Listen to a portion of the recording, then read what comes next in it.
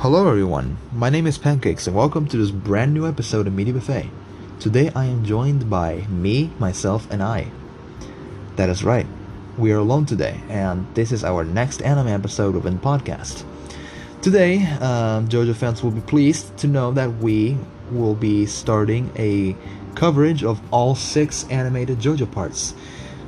Today's episode will be discussing part 1 of the series, Phantom Blood. It will be impossible to cover the whole manga, so we're just gonna cover the anime, and we might reference some details that they missed from the manga, but yeah. This is the first of 5 total episodes. The part 6 episode is gonna come out when it's completed, so yeah. Let's just get started. Obvious warning that you might get spoiled, because, hello, we're gonna discuss an entire JoJo part. So yeah, if you haven't seen part 1, get out. It's available on Netflix as of recording, so yeah, just go watch it.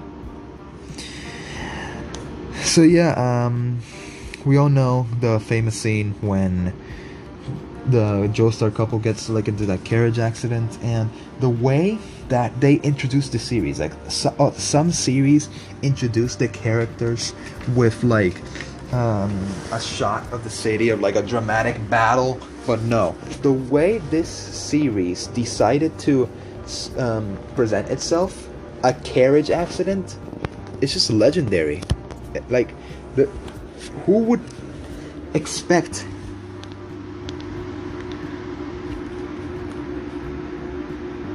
sorry about that, we had a connection issue. Who would expect the series to start like that? That's not a normal way to start a series. So that's just to show the dedication of the show. So yeah, George thinks that Dio saved him, and then he adopts his son 7 years later, and then this guy's name is Dio Brando. So yeah. When Jonathan actually sees Dio, they grow into this rivalry, but then it's resolved later on, we think, because Jonathan makes amends with Dio, but then Dio has sinister intentions of killing George, so he just poisons his medicine because he's sick. And yeah, Jonathan finds out, goes to London, meets Speedweed, the Lord himself. So and then he comes back. That just doesn't happen in any anime. You don't just go to another city to find a dude and bring him back with you to your dying father's mansion. What the hell? So yeah, after that, they just battle, and another extravagant thing is I don't know why or how the hell they would have a random stone mask just sitting there. Oh, your mother loved that mask, so it's just sitting there. You're telling me that your mother has a stone mask casually lying around because it looks nice. Bitch, it looks something that a gay stripper would use as cosplay. What the hell? Yeah. That's how bad it is. Also, it doesn't make sense. If you put a drop of blood on the thing, boom, the tentacles grow out, claws grow out of it, and you become a vampire. It just doesn't make sense. But hey, it's anime. So, boom, Dio rejects his humanity as quoted in the manga, and he turns into a vampire. Let's go. As revealed, he has laser sight, the ability to freeze things, and yeah, he's allergic to sunlight, obviously. So he fights Jonathan, and then Jonathan destroys the entire mansion, sets it on fire, thinking he killed Dio, and his father died too because Dio killed him. But Speedweed and Jonathan walk away, and no one else survived. And yeah, that just shows the amount of dedication the main character had to burn his own house down to supposedly kill the main villain. But of course we all know that he didn't die because it's Dio. Fuck, Jesus Christ, like fucker later gets married and fucker later fucks like 4 women and has sex at 122 with a gay priest. Espérate, ¿cómo? Huh? ¿Qué fue? So later on, Jonathan meets the Italian Ripple Master, basically glorified yoga. His name is William Antonio Cepelli. He is the master of the Ripple Arts, and to put it in the words of Viva Ferretti, or whatever the animation channel was called, basically this ability is magic sunlight punches. It's an energy within one's body that you can use to beat supernatural beings, and it's fueled by your breathing and the sun. So you gotta learn to control your breathing to get this ability, and you depend on like sun, like some of it is based off the sun, like I don't know. So yeah, Will Antonio teaches Jonathan the art of Ripple in like I don't know how long. Wait, hold on, folks. I got like a mild interruption here. So yeah, as I was saying, he learns the art of the Ripple, but from the master Cepelli. By the way, this is like the birth of when we got musical references for like many names. Cepelli is obviously a reference to the rock band Led Zeppelin, while other things such as Ogre Street, the street where Jonathan finds Speedweed or Speedwagon, is named after that one album or song, Battle on Ogre Street by Queen. So yeah, so I was saying, so they get rumors that Dio is hiding on a castle of his in Wayne Knight's lot or like something else nearby. So they go there and they meet a bunch of vampire zombies, and Dio sends like 2 twins, Tarkus and Bruford. I think these are both musical references, but I can't remember to what. I think Bruno Bruford, or Bill Bruford, is like REO Speedwagon's drummer, I think, but I don't know. So yeah, they arrive. They fight Tarkus first, the swordsman, and they find out that Jonathan like defeats him with like the sunlight yellow overdrive. This is like the first barrage of punches we ever got in JoJo history, I think. I'm not sure. I'm pretty sure no, but yeah. In this context, I just feel like that was also the birth of something amazing. Like how could you just not feel excited when he starts going like Fist of the North Star mode, and just starts punching him out of nowhere? That's just amazing. And after he gets the Luck Pluck sword to help him in the Bruford fight, Cepelli jumps in, and yeah, we get a flashback to when Cepelli was training in Hamon with his master in Tibet, Tom Petty, I think it was called. But yeah, that's also a musical reference. I think that's an actual band name. So yeah. So his master told him that he can predict when he's gonna die. No, not predict when he's gonna die. Like, yeah, he told him that he has trained well, but if he wishes to continue, he has to tell him how he's gonna die. So he accepts, and then he says that in like a battle, he's gonna be split in half or some stuff like that. And boom, Cepelli jumps in the Bruford fight, and he gets split in half. He later passes on all his Hamon to Jonathan, and Jonathan uses it to defeat Bruford. And lo and behold, Tom Petty, along with some of Cepelli's companions while studying, Dyer and Straits, also known as Straits in localized version. This is a reference to the band Dire Straits. So yeah, they all team up to try and defeat Dio.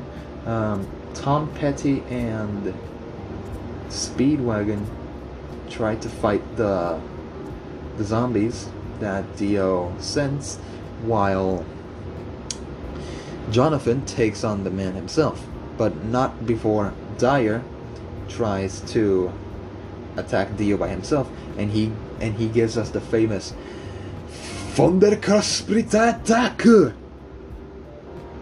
think it was called like that, yeah. So Dio freezes his legs, splits them, and Dyer lands in a bed of flowers, and he launches a flower onto Dio to like cut him or stuff, and he just dies. Like his head just dies. And many people ask, how is he able to use Hamon to infuse the flower, since he can't breathe because his lung is separated from his body. It is mentioned that Hamon is controlled by breathing, yes, but they never mentioned that the lungs were specifically vital to a Hamon user. I mean, yes, they are vital to actually having and making Hamon, but he used whatever. But one could say that Dyer used whatever Hamon he had left in his brain and in his head area after being split by Dio to make the attack, and then he just dies. So yeah, Dyer's dead, and Streitzer and Tom Petty are taking on the zombies while Jonathan is fighting Dio. The luck pluck sword, the Hamon punches, the split in half, the Dio grabbing Jonathan's nerve thing. But yeah, after a long fought hard battle, Jonathan finally defeats Dio Brando, and he falls into a cliff, never to be seen again. Wink. So after that, we see Jonathan and Edina, who was like a healer of sorts. She was his lover throughout his childhood, and until Dio tried to steal her, but then like a bunch of family arguments got in the way, and Edina sort of like disappeared for a while, until after Jonathan burned down the mansion. She treated him for his injuries, and they got reunited. And we never see her again in the story until at the end, it is revealed that they got married, and that Jonathan is going with Edina to the Americas as a honeymoon. So yeah, that is basically part 1. Or so you thought. Dun dun dun. So we see Jonathan and Edina just going in the boat, and then Wang Chan, one of Dio's subordinates, like minions, actually rescued Dio's dismembered head, put it onto like a glass of sorts, and got an apparent indestructible coffin to put on the boat secretly. And then Wang Chan turns a bunch of people into zombies, and yeah, the entire boat is just zombies now. So along with some dead people, but yeah, Jonathan and Edina are terrified, standing there while Dio's dismembered head that has tentacles on apparently tries to get Jonathan's body, because his plan is to use Jonathan's body as an escape plan, then to end the bloodline. Like, for some reason he just wants to end the bloodline. That's the entire plot of part 1. So yeah, he is going to use Jonathan's body as a host, use it to get to the coffin, and survive, like just live on. So Dio survives the thing by stealing Jonathan's body. However, Jonathan sacrifices himself to blow the boat up, and yeah, he blows the boat up, and Edina is saved because she hides in Dio's coffin. Yeah. Jonathan sacrifices himself to blow up the boat while holding on to Dio's head tight. And Edina takes a nearby baby that she saved and gets on Dio's coffin. Wang Chan dies, and boom. Soft ending, the main protagonist of the anime dies. Yeah, this was taboo. Like, no one would do this in the era that this was written, in the 1980s. And it's still not done today. Like, almost no one does it. Only that I know of, only Araki had the most to do it. Hirohiko Araki, the creator of the manga and series. But yeah, so Edina saved herself by hiding in Dio's coffin, and Jonathan sacrificed himself in order to put an end to Dio, his plan, and to let Edina live on. A noble sacrifice indeed. And I don't know why people consider this the worst part out of all JoJo, because it has a good plot, it has originality. I mean, yeah, it's a storybook ending and storybook plot, but seriously, man, like, protagonists are always never killed off. So yeah, it's just surprising to see that they actually did it. So yeah, let's just say that this part was good. However, it was not received well by fans because apparently A, it's the shortest part, B, Jonathan is like the most boring JoJo, apparently, because, bruh, I don't find him boring, I find him original, but whatever. So, yeah. Some of the reasons why they might find Jonathan and the part boring is because they are comparing it to the other JoJo parts, which we'll get to in later episodes. So, there's that. In my opinion, I believe that Araki should have made Jonathan a little bit more mischievous. Like, we get that Jonathan is noble and all, but he made him pure. Like, the only deviances he committed was against Dio and his associates. No one else. Like, no one else. He didn't cheat on Edina. He didn't cheat on Edina that we know of. He never cheated on Edina. He was noble to his family, even though he was a bit, like, off-mannered as a child. He grew up to be a noble and great man. Like, ever since that moment with Dio playing rugby, like, we just knew something off was happening, because in one episode we just see them fighting, and the other, boom, they're friends. Like, there's something wrong going on here. But then again, this could have all been resolved if the carriage driver knew how to do his job, because then Daddy Brenda would have not found the wreckage, and Dio would have never connected with the family. And many people ask, how is this possible? Because if they never met, Dio could have just found the stone mask and used it, and the series goes on. And that is incorrect, because unless Dio is a burglar and breaks into the family's house to get the mask, which I find highly unlikely because he doesn't even know who they are, yeah, that's not happening, because the mask is kept within the Joestar family house. And if he doesn't know that it exists, then no stone mask and no part 1.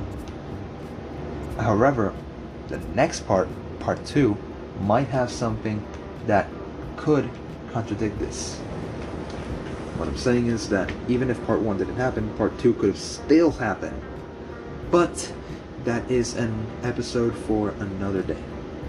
So yeah, that is the entirety of part 1, and I'm going to leave some of my opinions here. In my opinion, I believe that Araki should have made Jonathan a bit more mischievous. But other than that, the plot is original, the story is well written, although the art style is a bit ugly, but hey, it's the 1980s, Araki had still a lot of evolving to do. But yeah, I think that part 1 is great, but it's not my favorite. Overall, I'd give it a 6 out of 10. It needs some more development and some more context, but yeah. Like, for a storybook, pretty good. By the way, Edina, when she jumped into that coffin, she was pregnant. Yet. So, that's about it. That is the end of our discussion for JoJo's Bizarre Adventure Part 1 Phantom Blood, or as it's called in Japanese, JoJo no Kinya na Buken, Phantom Blood. I think that's what it's called. So, yeah. that is it. I hope you enjoyed the episode, and I will see you in the episode for next part, JoJo's Bizarre Adventure Part 2, Battle Tendency. Oh yeah, I confirmed it. It's Phantom Burado. Like, Phantom Burado. Yeah. That's about it. I will see you in the next episode covering Part 2, JoJo's Bizarre Adventure, Battle Tendency. Or, as it's called in Japanese, JoJo no Kimi na Buken Sento Choryu. That's another thing, so yeah. Alright, goodbye.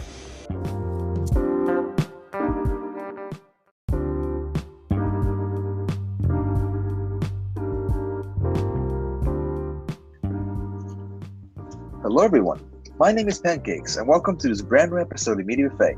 Today I am joined by Senior Oats and RAT Comedy. How are you both? Feeling really great. You know, when you dedicate your time to studies and then once you're free, you get to appear more often. Yeah, so what's happening to me now? Ooh, I'm back. Alright, so yeah. Today we will be covering the second part of JoJo's Bizarre Adventure, Battle Tendency. Let's go. Ooh. And this is one of our 6 episodes that we are making, covering each and every animated part of JoJo's Bizarre Adventure. Like I mentioned in the previous episode, the Part 6 episode will not be published until the series has concluded. That means that until all episodes have been published and Netflix and Warner Bros. Japan say that the series is done, then we publish the episode then. So, let us commence, shall we? Yes. Okay. So yeah, the part starts with, you know, the last episode when we discussed that Erina hid in Dio's coffin? Yeah, guys, the viewers don't know yet about what actually happened, so let's just say that just Erina was hiding in the coffin. No, that sounds very wrong out of context. You should get ready for the next just coffin dance or something, I don't know. Yeah. So, 50 years after the events of Part 1, Phantom Blood, we reveal that after she was rescued from the coffin off the coast of the Canary Islands, she gave birth to the baby of her and Jonathan Joestar. This baby was named George Joestar II in honor of Jonathan's dead father. They're both dead, so whatever. And George Joestar II grew up to marry the baby that Erina had saved in the boat. Shipwreck. And they named this baby Elizabeth. They grew up, married. It's technically not incest because they're not biological brothers, but yeah. Wait, so that means that Irina is older than George Joestar II? Yeah, because she's his mother.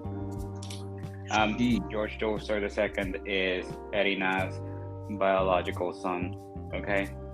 Yeah.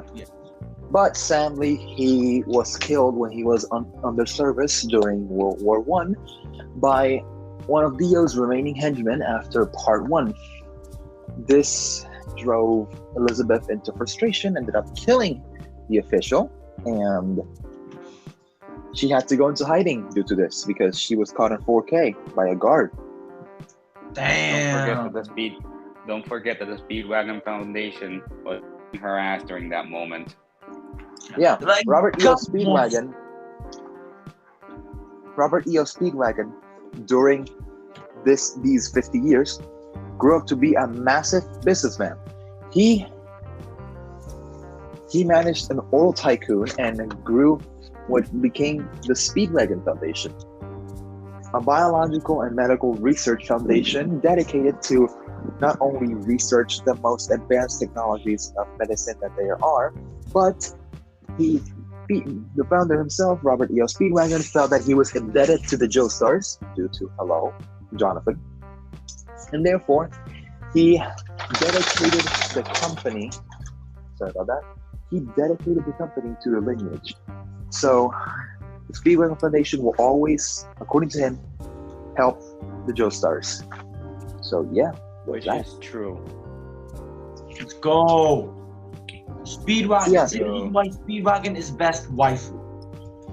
Yes. There's weather, but yeah. So yeah, the Speedwagon Foundation helps Elizabeth by placing her into hiding in Venice. So yeah, 50 years later, George Joestar II and Elizabeth had a baby during these 50 years, and they named him Joseph Joestar. This is the grandson of Jonathan Joestar, and he grew up under the arm of Granny Erna, as he calls her, living in New York. One day, when Joseph is 18 years old, he encounters a bunch of street thugs threatening a kid. This kid's name is Smokey Brown.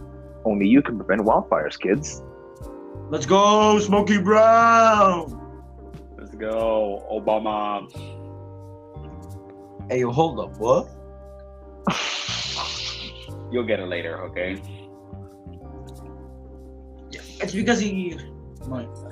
Dude, he went. No. Dude, he went to part 5. He knows everything.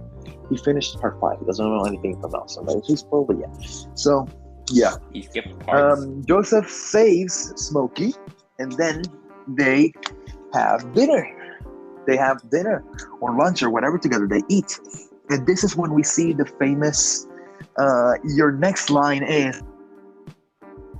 What do you guys think of this ability? To predict people's mind. Yeah. It's perfect. It's perfect for his character. 10 out of 10. We'll see again. Exactly.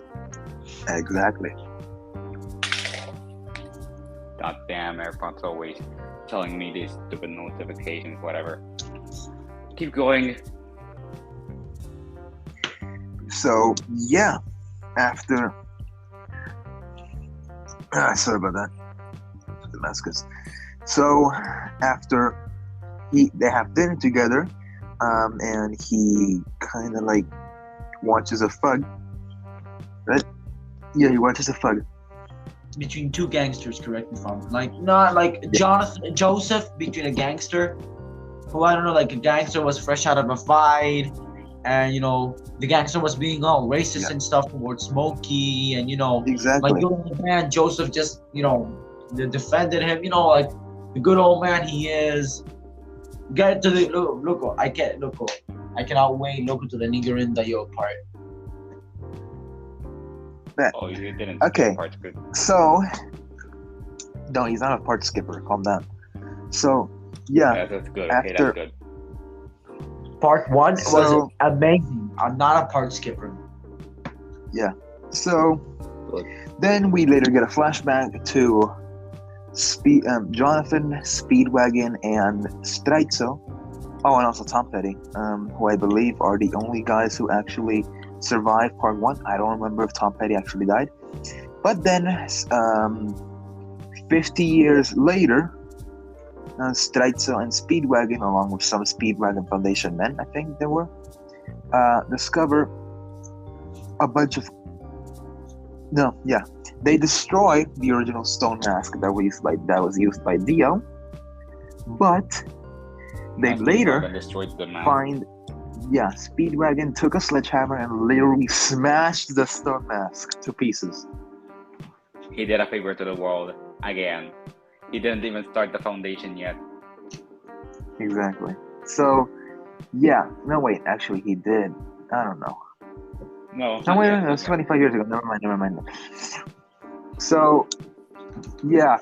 After that, flashback to 1938, because this is the year that is actually taking place now.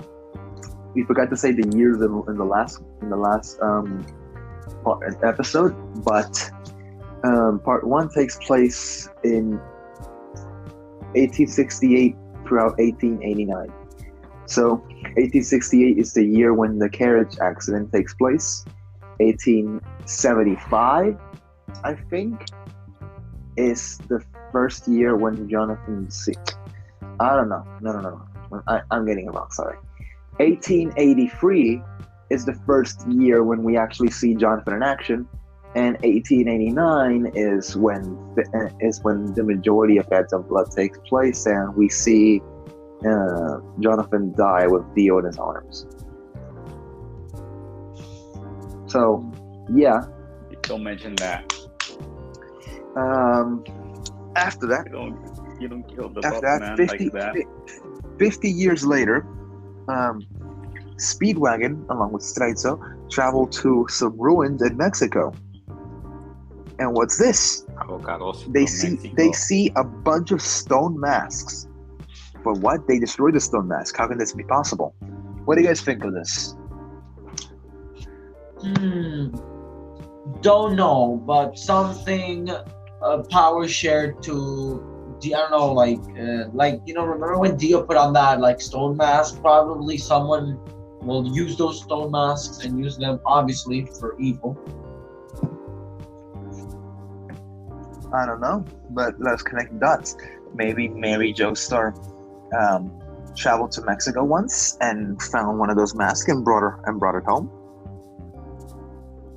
Probably. It is possible. Maybe their honeymoon was in Mexico, and she found one of the stone masks and kept it as a souvenir. Maybe. Okay. Oh, Maybe. This actually makes sense. yeah. It kind of actually does. Like if you connect the dots, it actually really makes sense. So, yeah. 50 years later, they find a bunch of these masks, and then Straizo turns his back on Speedwagon, unfortunately, takes one of the stone masks, and becomes a vampire. Weak. Straizo, man, like Straizo. I thought Straizo was going to be like I don't know, like a character not too often mentioned, but like really cool. But he just turned into the dark side, man. It's just a bummer. Oh, by the way, his name isn't actually Straizo. It's actually Straits, but due to copyright reasons, it changes to Straizo, and we just know him as Straizo, so we just keep calling him Straizo. Yeah, it's like more easy, but I mean it's more easy. Like, Yeah. I mean, as well, I've gotten used to calling them straight, so. Yeah.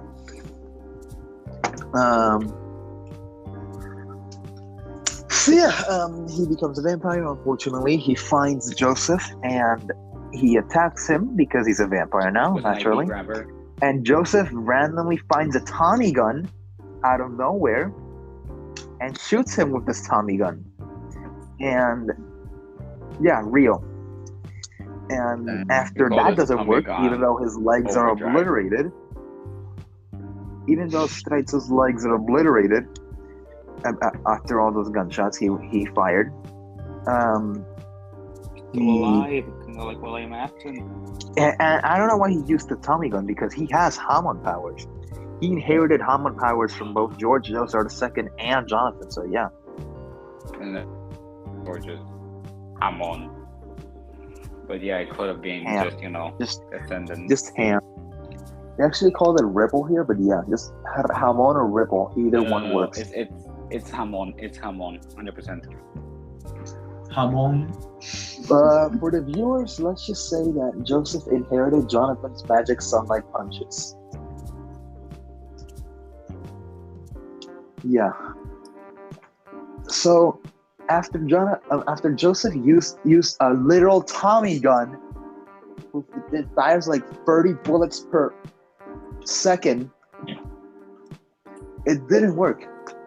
So Joseph points out to Smokey, who is apparently still witnessing this, that Straizo's legs are weak due to all those gunshots, and his are big and strong. So what does he do with these legs? Smokey. Side note, He was viewers, dreaming of like things to word kill means to himself. run away. It doesn't mean anything else. No, just run away. Run away. Yeah, Okay. just run away.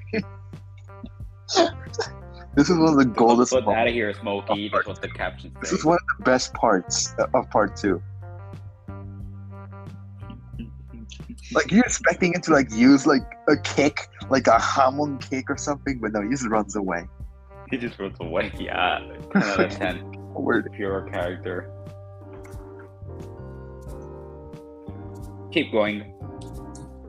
So yeah, as Smokey runs, and then Joseph continues to battle Straizo, and he defeats Straizo on a bridge, but not before Straizo tells him about the strange beings that have awoken, and that they're called the Pillar Men. So, Ay. So Keep going. he tells him about this in Mexico. So Joseph travels to Mexico, where he finds a base where apparently he finds out that this is where they are experimenting on the Pillarmen. So inside the base, we see a German soldier general called Rudolf von Stroheim. And Rudolf von Stroheim is a German soldier general who is the leader of this platoon of soldiers. And these soldiers have a goal in mind because they are putting a secret base in Mexico. Think of it as Russian spies in the US. These are German spies in Mexico. And they captured Telegram failed. Then we're gonna do a coup in Mexico. And they captured Speedwagon. Oh no. Shit. No, you can't just steal Speedwagon from our hearts. So then Joseph finds out about this and tries to rescue Speedweed. So then we find Speedweed, and it is too late because they have awakened the Pillarman, Santana, or San Viento as the localized name calls him. San Viento. San Viento! I don't know which one should I get used to. Well, San Viento is kind of catchy. It's kind of a catchy name, though. It's cool, I but prefer like, Santana Santana's because we're better. in Mexico. Problem is, keep going down the copyright because sometimes names are so like the names that they like Araki originally puts them, they're so good, but due to copyright. Yeah. Copyright So, yeah, and they awaken the Pillarman, and we Fix the echoing. realize that they are somehow also affected by sunlight, apparently, for some reason. Oh, But they're okay. not. But Somewhere. but they're not vampires for some reason. Hold up. And yeah, so we find that. Yeah, sorry. So yeah, Joseph rescues Speedwagon, and Stroheim is mad about this, so he tries to kill him. But then the Pillarman awakens, and the fight gets interrupted and stuff. So then after a long and hard-fought battle, and we learn that he is a Connect child for Vince, imposter among us. So yeah, So he's back up. Joseph finally defeats Santana, but Santana absorbs himself into Stroheim's body. Stroheim sacrifices himself by setting off a bomb and telling Joseph that there are other Pillarmen and that he must go with Speedwagon and the others to actually find what's going on in the situation. And then he blows himself up into a well, and we never see Santana again. No. What do you mean, no? He was really the weakest Pillarman. What do you mean? No, I'm saying, wait, didn't like Stroheim throw himself to the? No, we're not talking about that yet. Oh no, Okay, pause, San Viento. pause. Okay, yes, good. That San Viento, Santana just Okay, never mind. So, yeah. No, stop. Who's doing this echoing? Would you hear it? So after, damn, sorry about that. Okay. So sorry. So after this, Joseph learns that he can master his. Sorry. So he travels to Venice after Joseph learns that there's a trainer in Venice that can actually help him with his Hamon, because he needs to learn about Hamon to defeat Pillarman. The Pillarman, whatever that threat is. So, Keep going. yeah. Afterwards, Joseph encounters a blonde man who is talking to a woman in a restaurant and tries launching black spaghetti at him, but he fails. And then he throws it back at the cup, and yeah, just that. Damn. Fight. He wasted all that black egg spaghetti.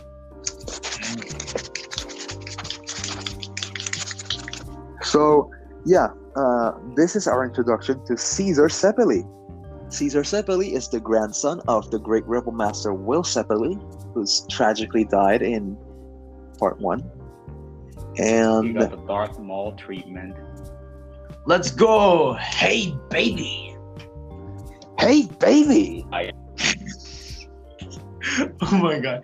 It's like, I never expect, like, in the 1800s to just scream, hey, baby!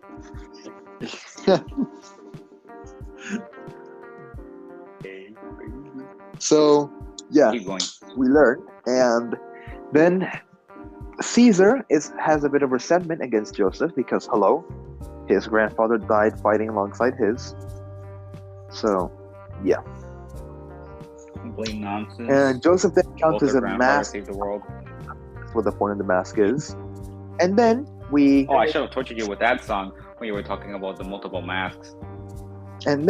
see Joseph's new Hamon trainer, whose name is Lisa. This is a totally separate character that has not been introduced before. So yeah, let's not talk about her origin right now. Yeah, her name She's is a woman. Lisa. Yeah, we know she's a woman. So yeah, her name is Lisa, and she is going to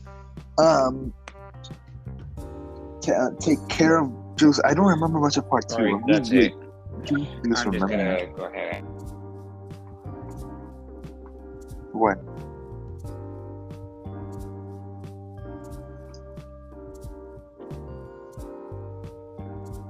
Actually, hold on. What am I even doing?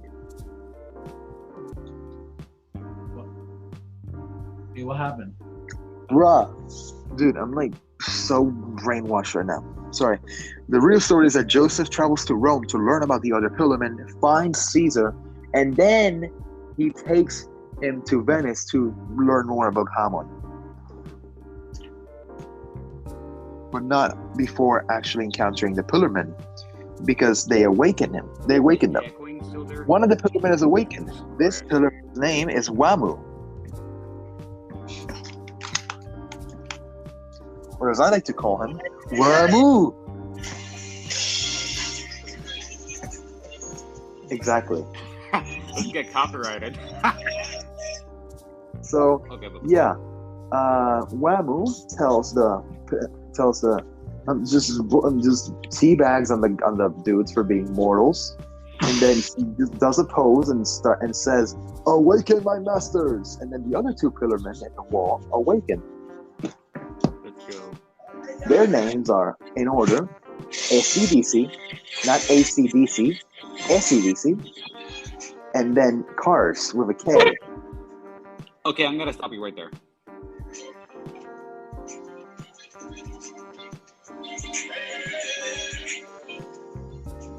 The origin of these three men is that they are literal Aztec gods. Like, there are a separate race of Aztec people, and then that's what we believe, because they're just like a kind. So then we see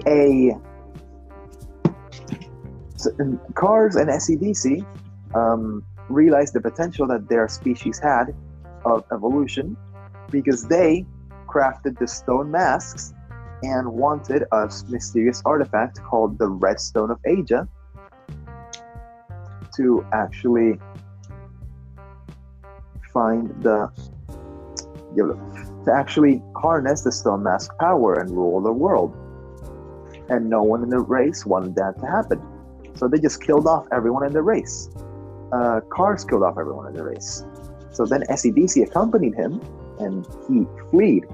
And they took a baby that was standing nearby, who ended up being Wamu. So yeah, you know, that's cheap. You don't pull off a Mario Kart. Get it 'cause it's a race. So you're comedian.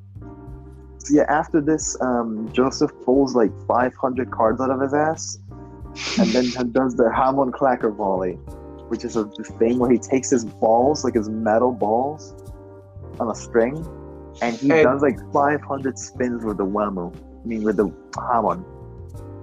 Hey, yo! And worst part is, this actually damaged him. A pair of clacker balls damaged an Aztec god. What can I tell you? Joseph's balls are just... Damn, look, like, they're hard to get, Literally. Like, they're the hardest. They are the hardest balls I have seen so far in the series.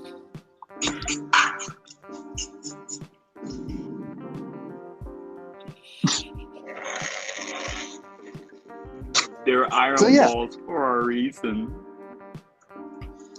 Joseph tries to fight both Pillarmen, but Wamu places a death ring around, I don't remember which organ of his body was. I think it was his heart. So yeah, Wamu places a ring around Joseph's heart and says that he has the antidote, and that if Joseph does not defeat him within 30 days, he will die. This is upon Joseph's request that he doesn't kill him now because he's a Hamon noob and he hasn't mastered the art yet.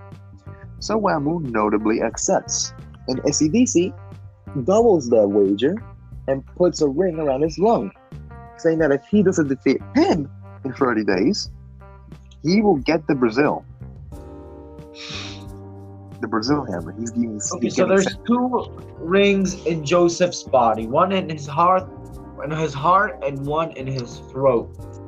This is a very unique killing method, actually. Like, I would have not thought of this. Yep. Oh, great. One ring on my lung. Literally. So yeah, after this, you know me. After this, Caesar then takes Joseph to Venice and finds Lisa. This is a totally separate character, and we're not going to talk about where she came from until later. So yeah, she is Lisa. She is a woman, and she trains Hamon. She trained Caesar, and now she is going to train Joseph. Let's go! She trained Little Caesars. Woo! Little Caesars IRL. One more time.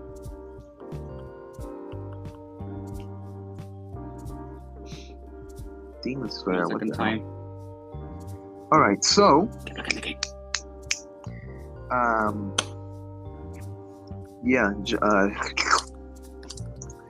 Lisa puts Caesar and JoJo into a rigorous test where they are put onto a pillar full of oil, and they have to learn to use their hands and feet with their ripple powers to actually climb the pillar. And if they don't succeed, they will fall to their death. I am not kidding. Okay. Ripple? Yeah, ripple. We call it ripple. Hamon, ripple, the same thing. Wait. Why didn't they just cover themselves in water and just float out of there? They weren't. It's the 1930s. People weren't smart. Dang, damn it. World War II was Right. causing way too much problems. World War II didn't happen until the year after, so yeah.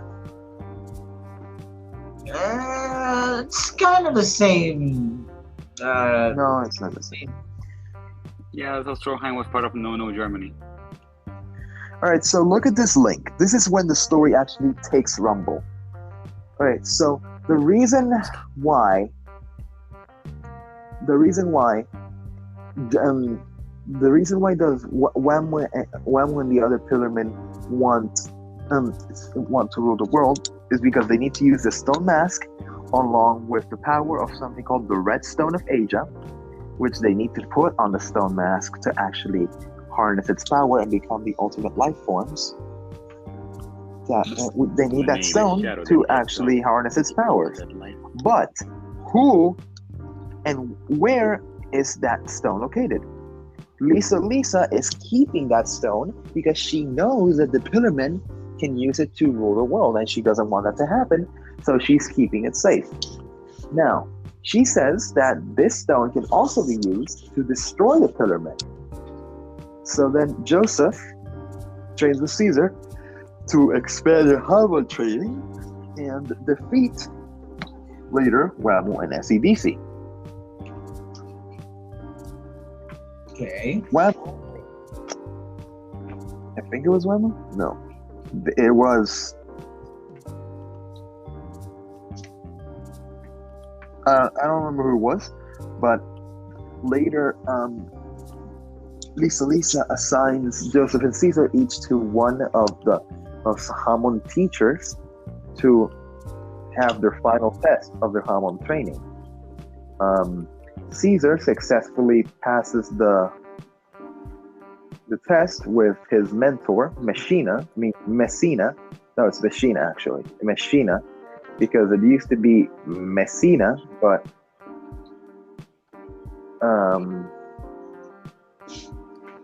copyright. Yeah, but actually, Machina's actually a really good name. Machine, I really love it. Yeah. Joseph's mentor, Loggins, was actually supposed to train with him, but he got killed by the Pillarmen SEDC. Hi.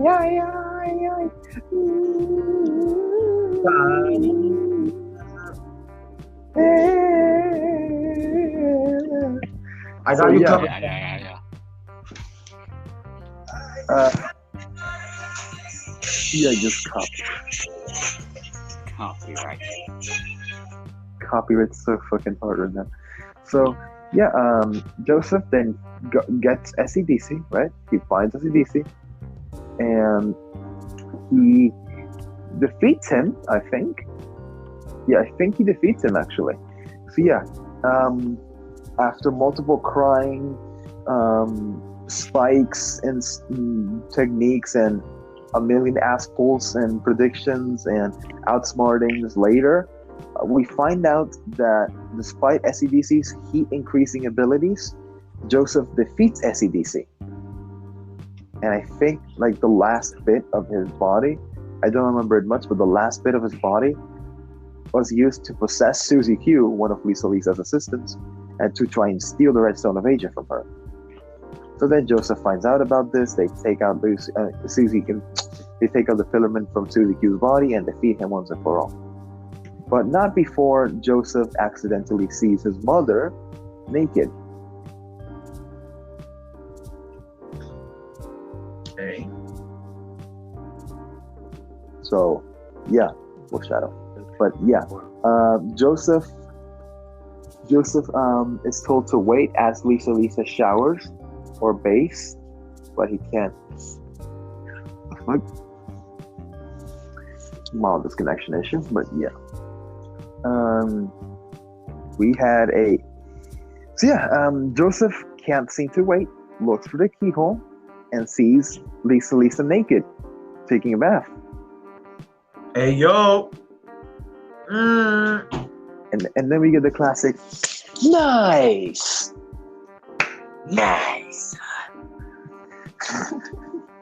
But Joseph Joestar's nice is really nice.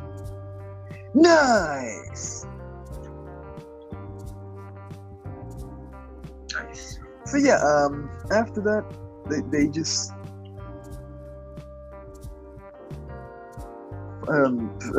sorry about that. So they find they find themselves fighting against Cars, the main pillar man, and who's trying to get the Redstone of Asia. But Joseph is not letting him get it so easily. And so lo and behold, who is it that appears to help Joseph? It's Stroheim. But how? He's dead. No, he's not dead. He uses a mechanical body to help Joseph in his fighting. This mechanical body includes a machine gun where the belly is supposed to be, and other details. You fool! German engineering is the world's finest. German science, the greatest in the world. Exactly. That's how he puts it. Yeah, let me see if I can find the translation for it.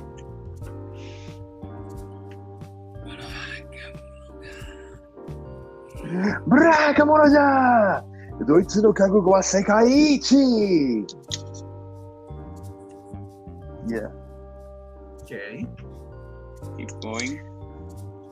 So, yeah, Cars chases I almost said Josuke.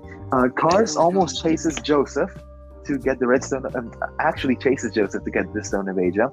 It falls off a cliff. Joseph grabs it, but then Cars falls off the cliff, plays pinball for a moment as he falls to the ground, and somehow lives because he's a pillarman.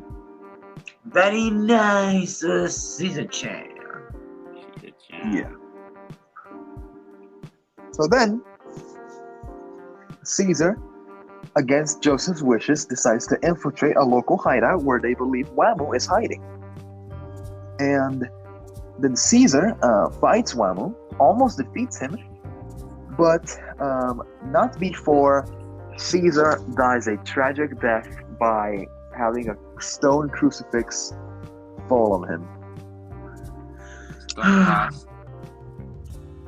Men, I will take a moment to actually play the audio so we can recreate the famous meme and death.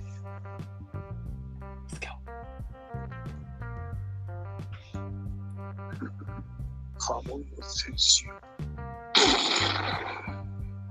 That's the moment when Whammo actually falls. Move falls. When he like falls to the ground after he gets beaten and stuff.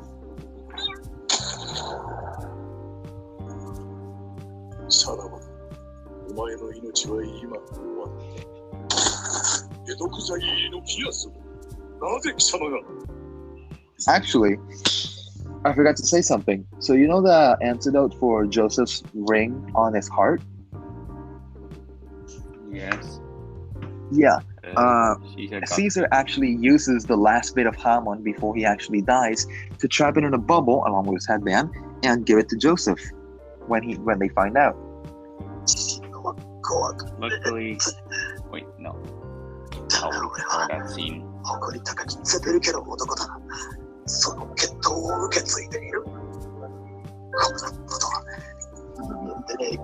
And now we just wait. 父様、この俺を息子と知らなくても自分の命を犠牲にして救ってくれた。ジンさんもジョジョの祖父ジョナサンのために Can you guys hear the audio? 力を与えて死んでいったというぜ。 Can you guys hear the video? 俺だって I can hear the video. You can hear? Yes. 悪くてはいあの世に行けねえぜ。俺が最後に見せるのは代々受け継いだ未来に託すテペル魂だ。人間の魂だ。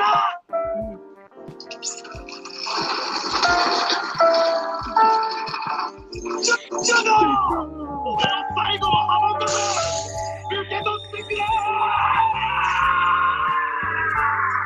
受け取ってくれ。 Thankfully, my me of the Caesar amount of no times koe I play They Eyes find of 聞こえ Heaven. たかシーザーだ聞こえたわ。まさかシーザーが。 Oh no, シーザ that's not the moment. I know it's not the meme, but let's get ahead of ourselves.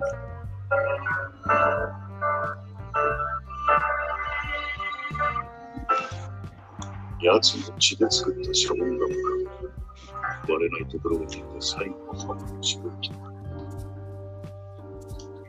So let us rejoice because this is the moment when he dies. Men, are you ready? シーザーシーザーシーザー You guys ready? Yes.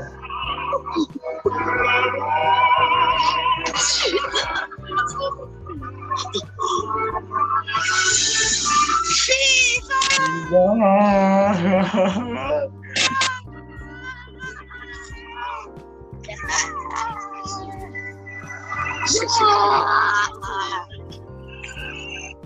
I had a stroke trying to do that.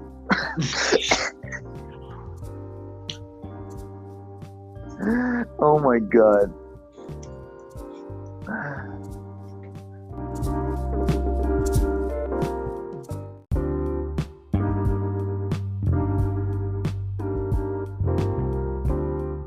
Rat, did you leave?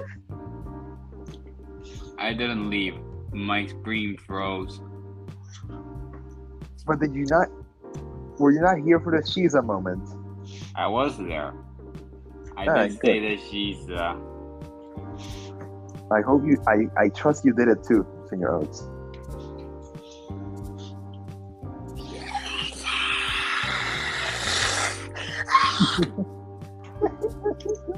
if I were to raise my voice a bit more, then I'd probably be Yeah. dead.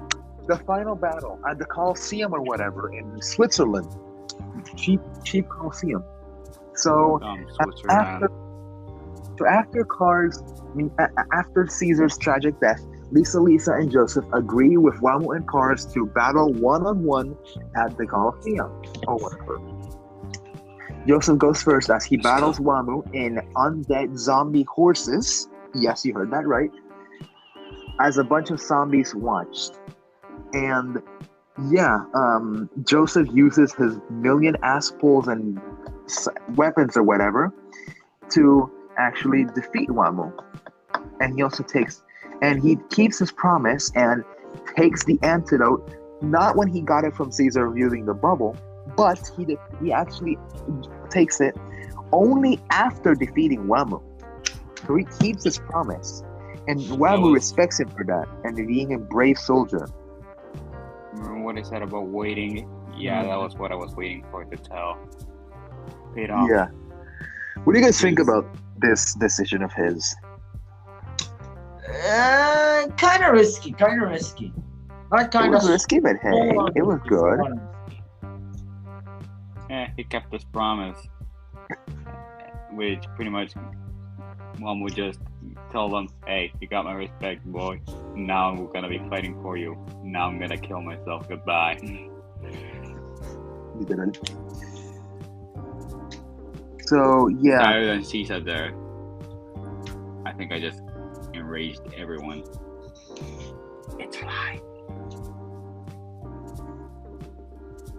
so yeah. Then it's Lisa's turn with Cars, but Cars breaks his promise.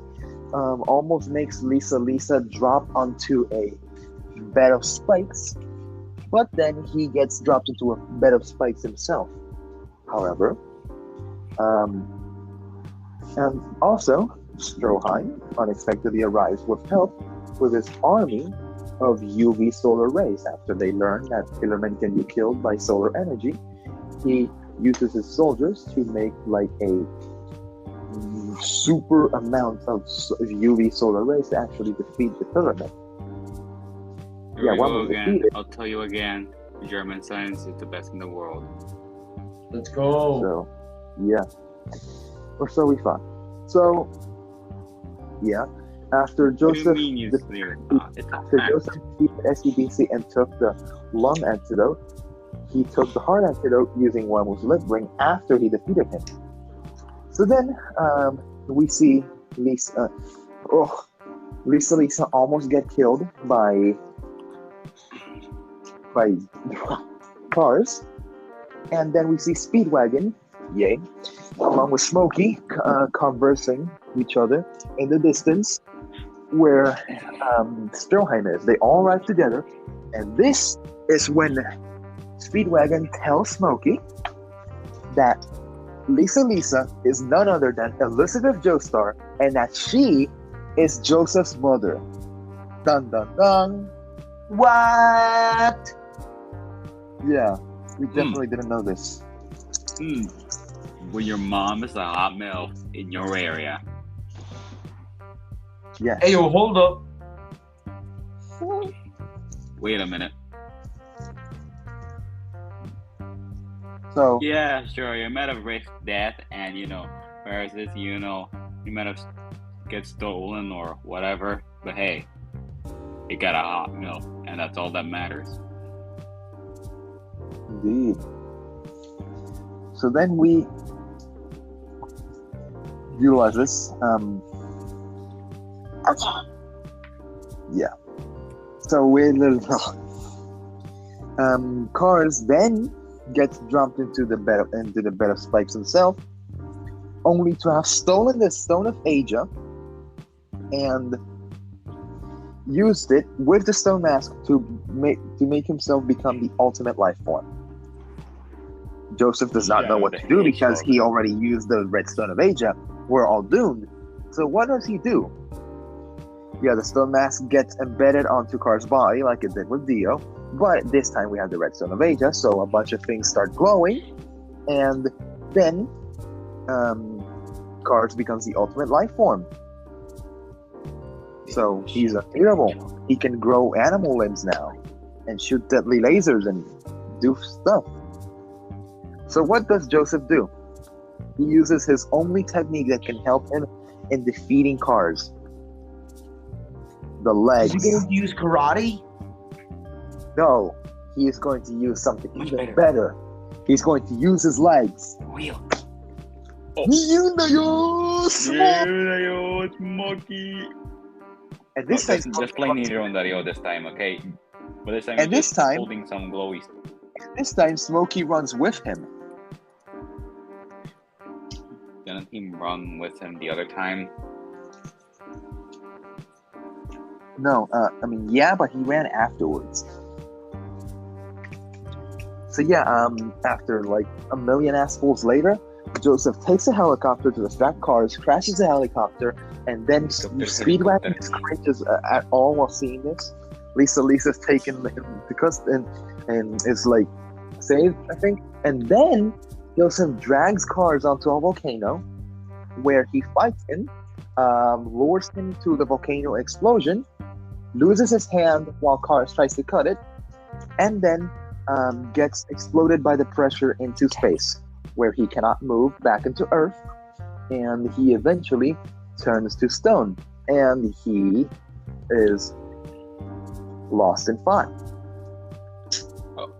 Okay. Let's hope them aliens don't find his dead body. Let's just hope. Well, Because that's gonna be their You're gonna problem. bring up the Not fact ours. that they Let's pulled just out hope the objectively best JoJo OP.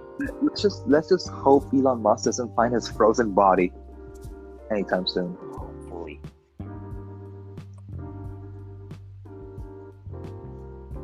Yeah, again. Yeah. The objectively best JoJo OP plays in the background. Makes it better. So Joseph Joestar defeats Cars the Pillar Man, and thus our happy ending begins. Let's go. But not before Joseph Joestar crashes the volcano island onto the ocean, and he quote unquote dies. Don't tell them about it yet. Nope. Joseph Joestar's funeral, Lisa, Susie Q the assistant, Messina, Speedwagon, Stroheim, and Smokey all attend. Wait, not Susie Q. Where is Susie Q? Turns out that Joseph Joestar and Susie Q ran away together. To where? Brazil. They got married. And no one knew. Oh boy.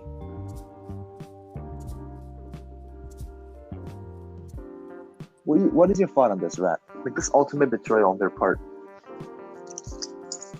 Should have gone to Brazil. Yeah. He was probably sent to Brazil, but yeah. Oh yeah, and Joseph always lives. Okay, sorry I left, guys. Technical problems.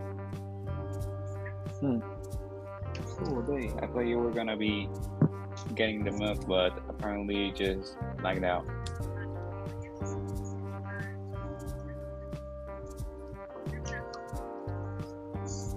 Keep going. So, we find out that Joseph actually married Susie Q. Elizabeth tells Joseph that she is her mother. Meanwhile, Joseph is Lisa, questioning his decisions. About time. Final. Joseph and Susie Q and get married and have a loving child together. Yay. Yay. And Speedwagon lives on to continue managing his super tycoon, the Speedwagon Foundation, until he sadly dies of a heart attack at the age of 89 in 1950. You can't just kill off Speedwagon. Death of the waifu. God damn it. They have to kill my man like that. While we're at it, Stroheim went on to live a brave life, and he would fight on the German side in World War II until his death at Stalingrad in 1943, I think. God damn it. They also killed one of the best characters. Why do they have to kill them? Just why?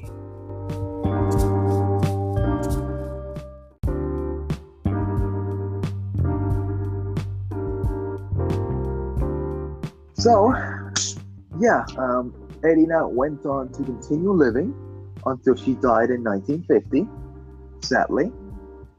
you know what we're at it, let's just shoehorn a little hoodie because why not? That's what? A young Jotoro's mom because why not? Dude, hang on, hold on. They So, shoehorn. and then Oh yeah, they Lisa shoehorn Speedwagon in that scene. went on to continue living a happy life. Do you know how old she was at the time of this? She looks like she's 20, but she's actually 50. Damn! Now that's what I call a mill. She's 50. Damn, man. Damn. This is due to hormone training and proper care. And healthcare. Yes, that too. Mhm. Hot milk. So, in the area. So yeah, after that, In the area. They end up raising another hot milk. after that, in between, another 50 years pass, and in between this period, Joseph and Susie Q have a child called Holly Joestar. Yay! Exactly, another hot milk. Holly Joestar marries a Japanese musician by the name of Sadao Kujo, and this musician just leaves. He gets the milk and he tours the world. He doesn't come back ever. He just gets the milk and never come back. And like, oh my god, like, is he not even aware that he has a son, or I don't know. Like, No. He took lessons from Joseph. Okay? I mean, dude, seriously, he's good. So, the amount jazz musicians, like they play jazz, right? The amount of unorganized notes that are within the music genre of jazz must have killed him off his chromosomes. You like jazz? you really like jazz. He left his wife for it. He liked jazz so much he left his wife for it. Exactly. Damn. Your mother. So yeah, afterwards, Joseph travels to Japan after learning that Holly's new son, Jotaro, has been placed in jail, and he goes to Japan to help her. This takes place in 1987, by the way. And then we see Oh no. our part 3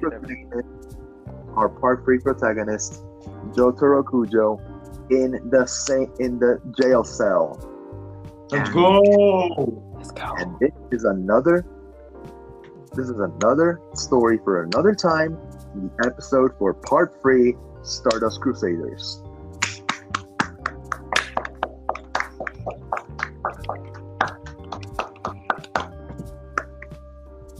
Yeah. So that is it for today's episode. Any other comments you wish to add, Oats and Rat? Part 2 is really underrated.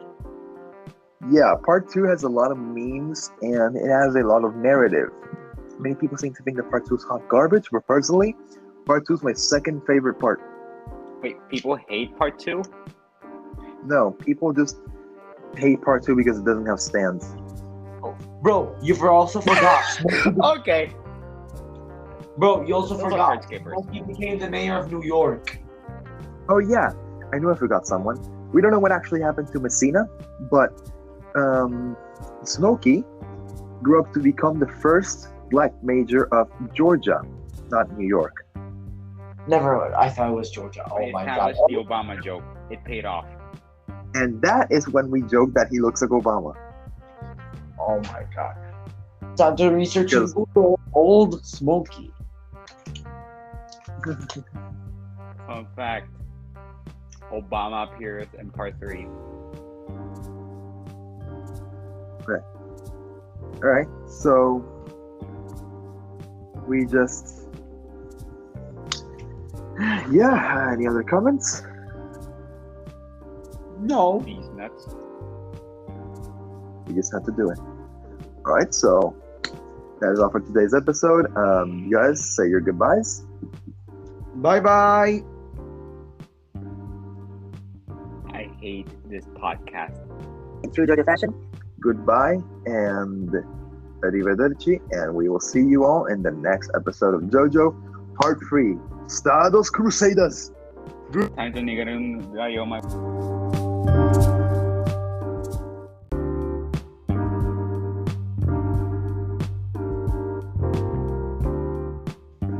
Hello, my name is Mercury, and welcome to this brand new episode of Media with Today I'm joined by RAT Comedy, Pancakes, and Dragon. So how are you all? I am great. How are you? Burnt out. Fine. Fantastic, I'm good. actually. Welcome to the long tried to do episode of MCU Tunas Part 2. If you need a reminder, we did a technical part 1 of this episode in July, where we counted down our tier list from everything from Iron Man 1 to Loki, I guess Black Widow, but we didn't give our full opinions on Black Widow. And this is before we make any of those episodes that we're missing, like Black Widow, What If, all that stuff. So we get all those rankings out of the way. So before we begin, I will have to explain it. The tier list comprised of how many tiers? Hold on, give me a minute. How many? There Like 6. There are 7. There are 6, technically 7. Of course, there's the S tier, A tier, B tier, C tier, D tier, and F tier. S tier is amazing, the pinnacle of the MCU. A tier is great, B tier is good, C tier is decent, D tier is bad, and F tier is complete failure. And then there's the other tier called haven't seen. It's for those movies or shows that you haven't seen yet. So before we get to RAT Comedies and Dragon rankings, Pancakes, you have made some changes to your rankings. Yes, in the previous episode, which I expressed my tier list, I had originally put Spider-Man Homecoming in B tier and Black Widow in C tier. I would now, refreshing and looking at more stuff, I think that I would put them the other way around. Black Widow would go in B tier and Spider-Man Homecoming in C tier. because Spider-Man Homecoming made like a lot of changes to the Spider-Man character that weren't fully cemented in Far From Home, and thus ended up being bad in my viewpoint. So I have like a lot of loose ends, including the Scorpion in the end credit scene. Like, where the hell did that go? So, and Black Widow, it may have had like a bad release. It was a box office flop, but hey, the action made up for most of it. Plus, we finally got a Black Widow movie, and for the MCU's return, it was good. So yeah, I would give it a solid B. So yeah, Spider-Man Homecoming 9 goes in C, and Black Widow in B. Okay, so now we can officially begin. With all that out of the way, we can officially begin with Dragon and RAT Comedy's tier list. So let's begin with the first Marvel property, Iron Man. So, RAT Comedy and Dragon, where would you rank this movie? Alright, I'm gonna go now. Bye. Short-lived pancake. So, Dragon and RAT Comedy, where would you rank the first Iron Man? The first Iron Man, I rank it A tier. It's good, but it's not like Endgame good. So, RAT Comedy, where would you rank the first Iron Man? I haven't seen it yet. I haven't seen it. Okay. Well, let me put it in haven't seen. I keep a track of the tier list. So, for my ranking, Iron Man, I already made the tier list. You haven't seen it yet, but for comparison purposes, my ranking of Iron Man is in S tier. If you want to know why it's an S tier, go watch the first, go listen to the first part, but whatever. So now moving on to the second MCU movie, The Incredible Hulk. So anyone, begin whichever one. I thought it was B tier. It was good. Yeah, you've watched Incredible Hulk. Perfect or anything like that. Yeah, I'm gonna have to go with Rats over here. It's a B tier for me. Okay, so you both watched this. That's surprising. Yes, indeed. Yes. Last time, hold on, give me a minute.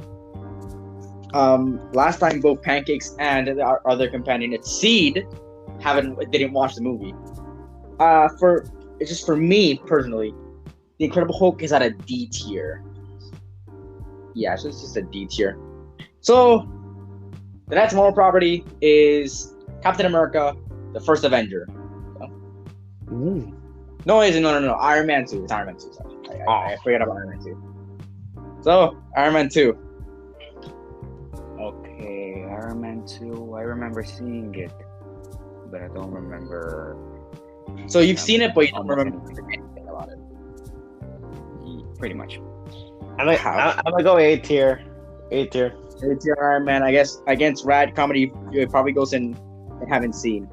No, I'm gonna put it as E tier. I thought it was just decent. I did. The only part that I really didn't like was the Mark 5 suit. Yeah, I get it. It's talking about white silver. You're actually one of the few people who doesn't like that suit. It is very surprising because that suit is like universally loved almost. I just don't like the color scheme and that weird pattern it has. So okay. Our next actual one wasn't even the first Avenger. I just skipped over 2 movies. Our next one is Thor, the first Thor movie. I haven't seen. I didn't really see it. Okay, so no comments there. Also, I forgot to say my ranking for Iron Man 2. Give me a minute. Iron Man 2 for me is on B tier. Just putting it out there, it's on B tier. And my ranking for the first Thor is on C tier. So now we're moving on to the first Avenger. Where do you put it? The first Avenger. Yes. Never had a good time with this movie. What I would say, gonna go say B tier. Yeah, B tier. Yeah, B tier is good. All right. I mean, you don't, they don't have to be the exact same rankings, but whatever. Your choices are looking very semi. Yeah, Marvel movies are actually kind of cool. They are cool, but there are some that are just like why. Yeah. So for me, Captain America: The First Avenger was a B tier movie. It was a B tier movie. So I guess we're all on the same page on that one. Yeah. Okay. So next is the Avengers, the first Avengers. Or I guess it's I guess A for Avenger. I guess what S most tier people call it for internationally Avengers Assemble. So Red Comedy is A tier and Dragon is B tier. A tier. No. S tier. I get you haven't said an S tier yet, so I get them confused. That movie is the one movie that got me into the actual like Marvel crap. So yeah, it's S tier for me. Yeah, I can see why. So Red Comedy, it's on A tier. Like the first Avengers, right? Am I correct about that? It's not on S tier, like most people say it's on S tier. My devious lick. For me, the first Avengers is on A tier. Just it's not as good as some of the other Avengers movies, but it's not as bad as the next one. So the next Marvel movie that came out was Iron Man 3. So where'd you rank Iron Man 3? I'm a C tier. It's C good, tier. but I just genuinely did not like it like that good like that much. So it's a decent movie. It's like a decent movie. All right, so Red Comedy, where'd you rank Iron Man 3? I'm surprised anyone wants to watch Iron Man 3. Haven't seen. Screw it. You haven't seen Iron Man? Okay. That's an F tier for him. No, not an F tier. It's just haven't seen. So next is Thor: The Dark World.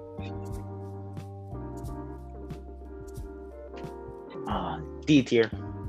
D tier. I did not like it. Alright, what you D tier? Yeah, I'll put it as D tier. Alright. Hold on, give me a minute. I forgot to say my ranking. I keep forgetting my rankings. But for me, Iron Man 3 was actually on A tier. I really like Iron Man 3. And Thor: The Dark World for me it's on F tier. It's one of the 2 F tier movies I have. So our next movie is Captain America: The Winter Soldier.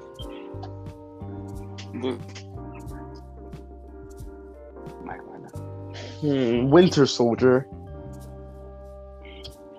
I've only watched it once, and from what I remember, I'm gonna go with a B tier. So both of you B tier, okay. Yeah.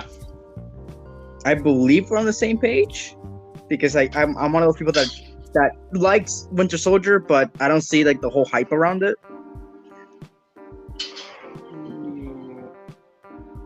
I'm with you. Let me check. Yes, I did put the Winter Soldier on B tier. I don't see the hype around it. It's just like, okay, cool, but I don't see the hype. I find it kind of boring, but it's a good movie. I think it's a good enough movie. The next is Guardians of the Galaxy.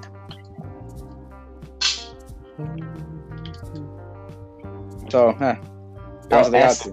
Like full S tier on that. The music.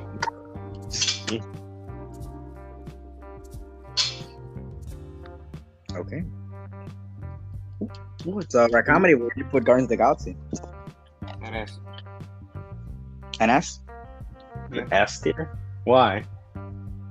I just remember having a lot of fun with that one. So it's going on S tier. First S tier movie is Guardians of the Galaxy. No, for him. I already have for him. Yeah, you have 2. I mean, I'm trying to exceed which 90% of his watch is on S tier, and then the other like 50% of the whole watch is on S tier. Then 40 is on haven't seen. It's like, what the fuck. Anyway, so next is I believe it was I mean we say Age of Ultron. Age of Ultron. Yes, Seen it recently when I was hospitalized. A tier. No, A tier. A tier.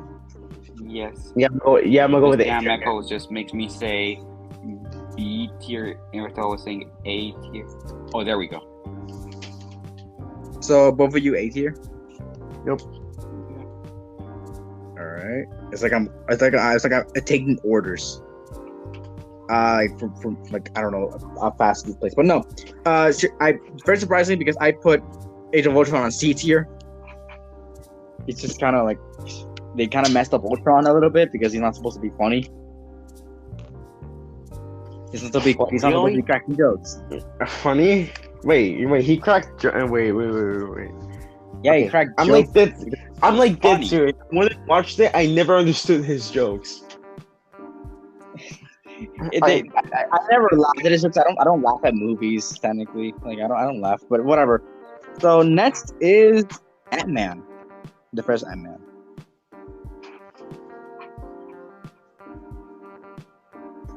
It's complete utter D. silence, like no one wants. D tier. I'm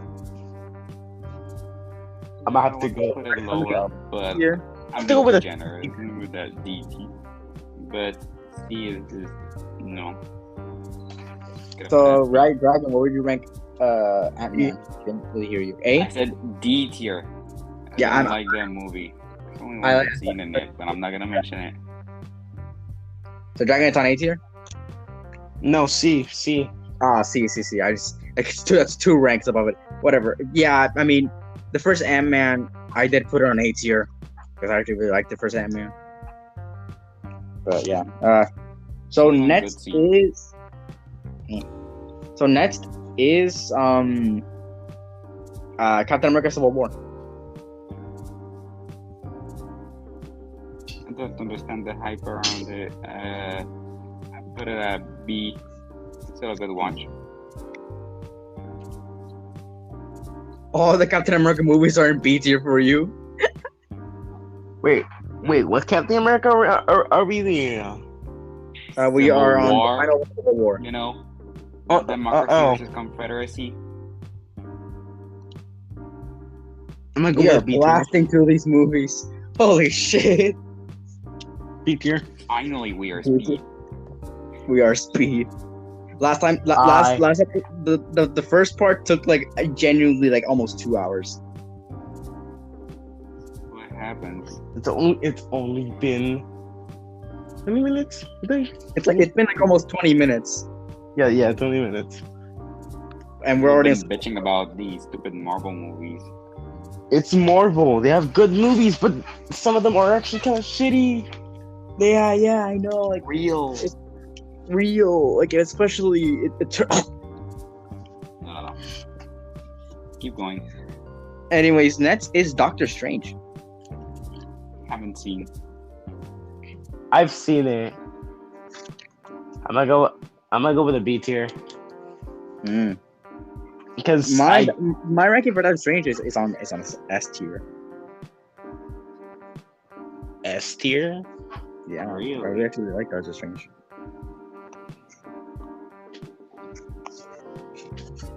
Well, it's one of those movies that really intrigues me. I explained it in the last part. So, Dragon, you want to say like, your explanation for why you put Doctor Strange in at B tier? Sure. Okay. Why is it B tier? It's because I liked it. I like the way he. I like the way they described it. Him getting his mastery powers and all that crap. I did not like the part with Dormammu. Like I've seen pictures Dormammu was wasted. of Dormammu. I did not like that specific one. I did not like it. The rest of the movie, it's mwah. but it's just that one part with their mom. Okay. Yes. So next is Guardians of the Galaxy Volume 2. Another one I haven't seen. S tier. Both of them are S tier. That's something. So, they're really good. Like the Guardians of the Galaxy movies are really good. I can see why, but for my ranking, Guardians of the Galaxy Volume 2 is on. It's on A tier.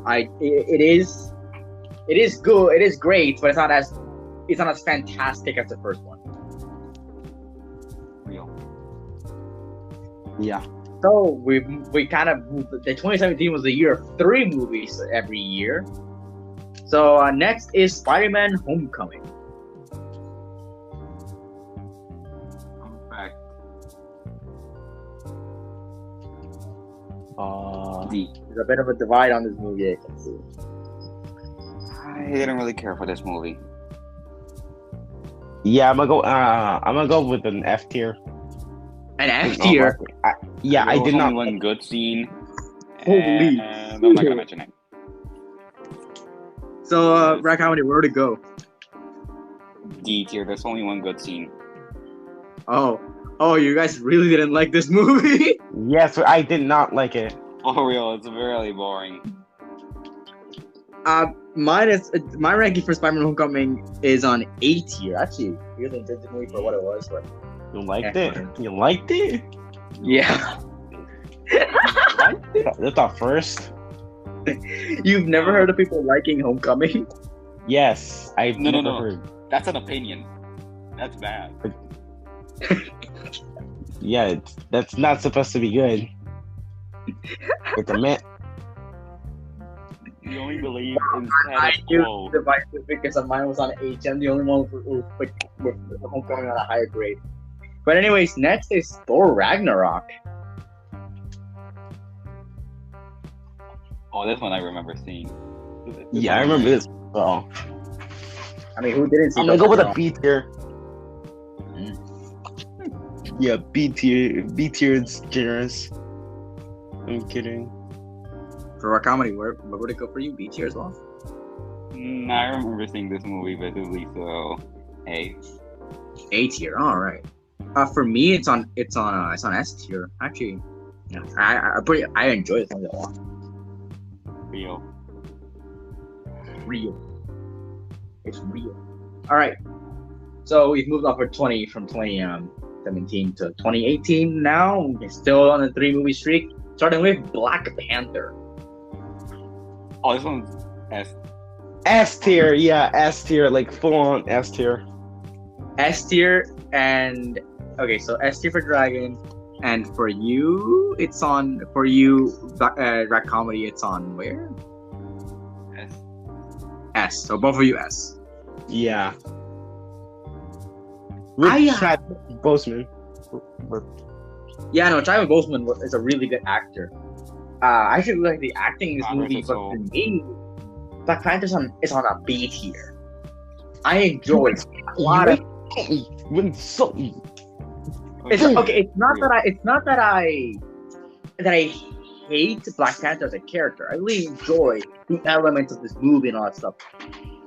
But the story kind of lets it down a little bit. Killmonger isn't that good of a villain.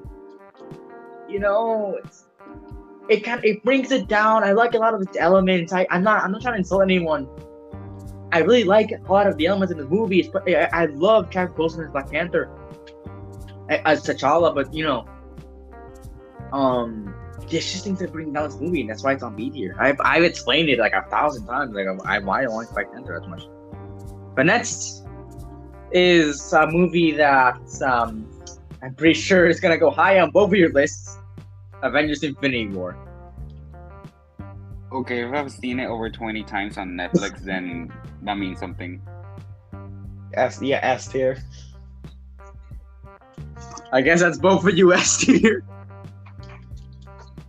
Indeed. Remember, I counted down the amount of times I've seen Infinity War. Okay? You have seen it too many times.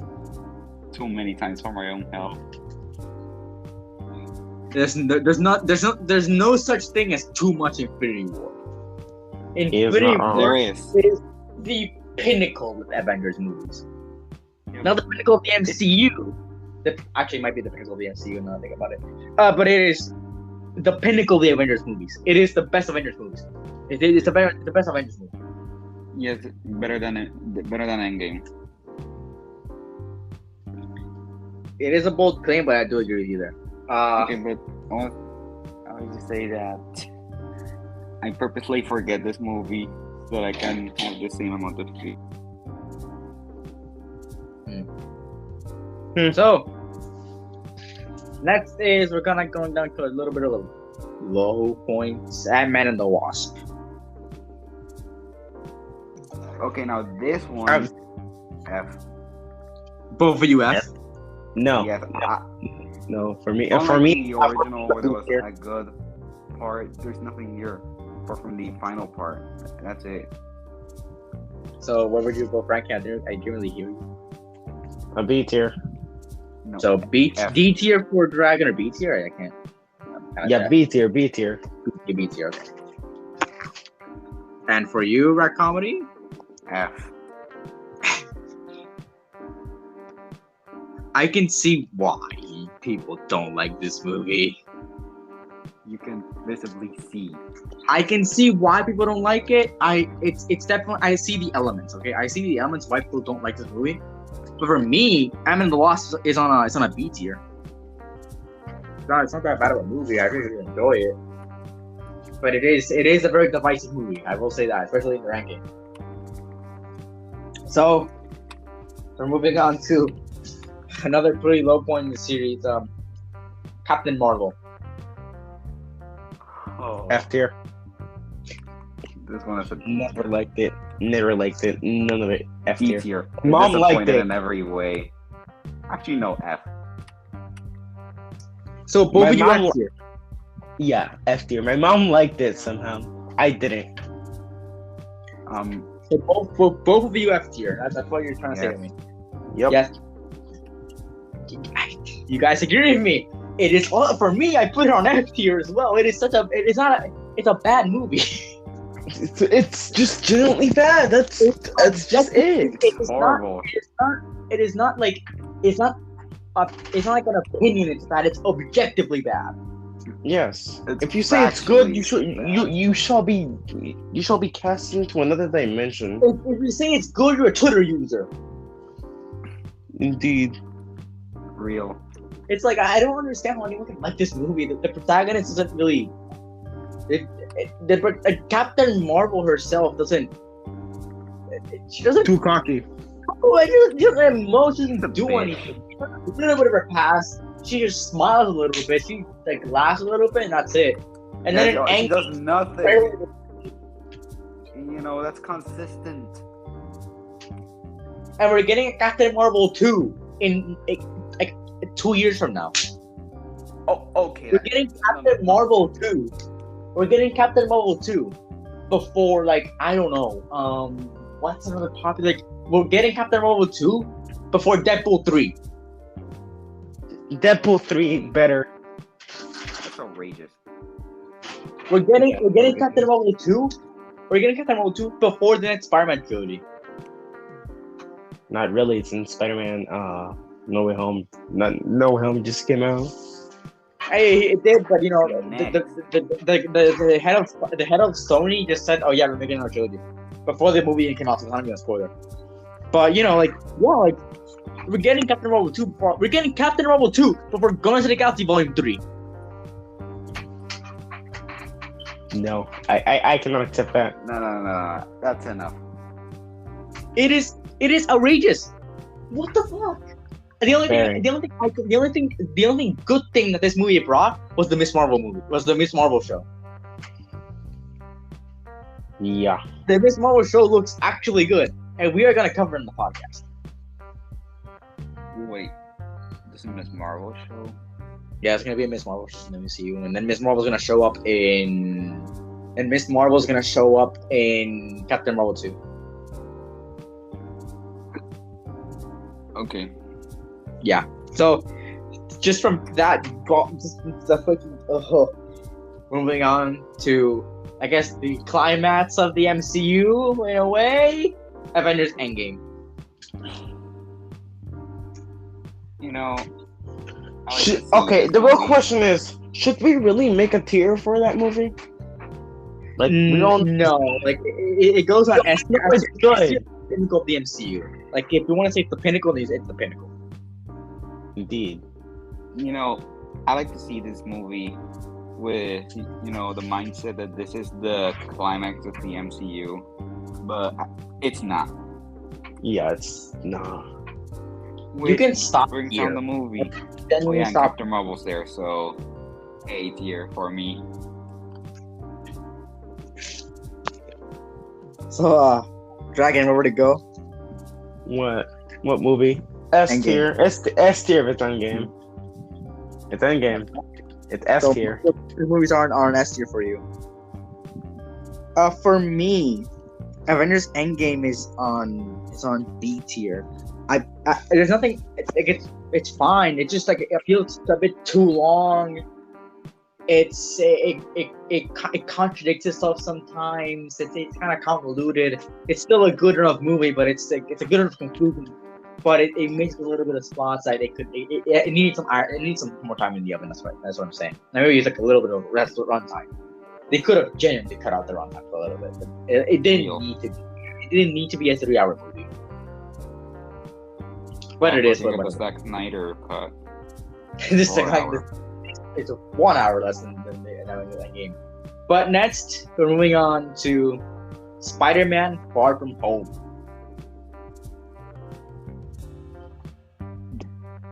I watched it once. B, because it's Yeah, better B than tier. Homecoming.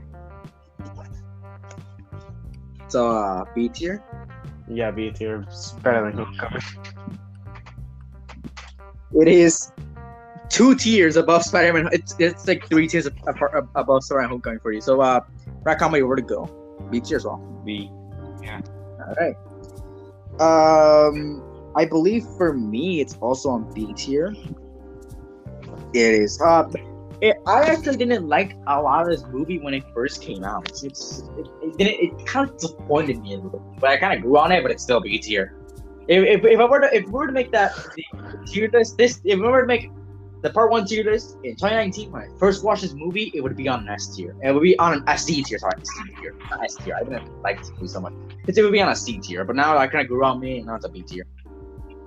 But now we're moving on to Disney Actually, Plus. because- What were you gonna say about Comedy? No, I was gonna say that Spider-Man is Peter Parker, whereas for No Way Home. Wow, you just spoiled the entire movie. No, that's bad. Anyways, let's move on to first Disney Plus show, WandaVision. I didn't watch it. Didn't watch it, don't care about it. Yeah, I don't care about it either. It starts weird. I watched a single episode. It starts weird. I just like no. Mine for me, WandaVision was on A tier. I can't really discuss anything because I'd be spoiling it, but I would just for kind of telling you about things, you might want to start watching it because it's gonna tie into Doctor Strange 2. Oh no, I know that. For some reason, I know that. But So you might want to watch it before May of next year, which I mean that's still a lot of time, but you know, get on that. So, kind of moving on to the last two. Next is the Falcon and the Winter Soldier. the Falcon and What's the hype about it? Falcon and the Winter Soldier. Mm-hmm. I'm gonna go with that series a B. So, Rakamai, where to go? I don't understand the hype about it. It's so average. I don't know if a C is worth it. I mean, C means decent, so it's like okay, it's fine. Okay, you know, I'm giving it a C. C. Okay, so you have watched it. Yes. but I dropped it. For me, it's on B tier. There are things that I actually really like about this series, but episode 2, fucking hell, episode 2. All I will say about episode 2 is that episode 2 can shove both middle fingers up its ass. It could have easily been an A tier. The Falcon and Winter Soldier could have easily been an A tier, but episode 2 was so bad it dropped down a tier. It just dropped the series. Episode 2 was complete shit. Episode 2 was genuine shit. It was the lowest, it's the worst episode of Falcon and Soldier, and probably the worst episode of any MCU comedy. Like we're not counting Netflix because everything about Iron Fist is bad. But that's not MCU canon. I didn't really watch it. I didn't really watch the Iron Fist movie. Iron Fist didn't get a movie, he got a show. I honestly thought he got a movie. Iron Fist isn't even canon anymore. What? The Iron Fist show isn't canon. Never was. It wasn't in Kevin Feige's vision, so they could do whatever the hell he wanted, and it kind of messed up the universe if they ever wouldn't include it. So yeah. Also, just to say that Kevin Feige did say that Charlie Cox, the actor who plays Daredevil in the series, would come back at a later point in the MCU.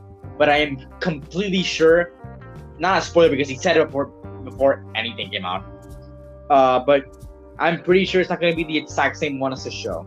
It's going to be like a variant, or not a variant. It's like the original self, but then the show one is a variant. You get what I'm saying? Like in the show, he became Daredevil a little bit earlier than he should have. So yeah, that's just what I'm saying. Or maybe he became Daredevil at the same time. I don't know. I just know that Daredevil is gonna come back.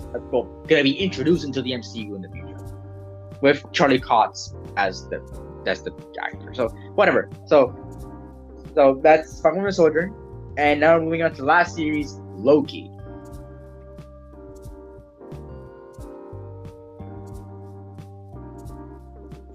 I'm gonna go with A tier. It started like a meh, but it ended actually kind of cool. Or comedy, what would Loki go for? Haven't seen. Alright, I'm actually looking at this coming. So, yeah, I would also watch because it's apparently tying into Doctor Strange 2. Oh. Yeah. Almost like 90% of all of the MCU series up to now, if I'm gonna tie into that. So WandaVision, Loki, and What If.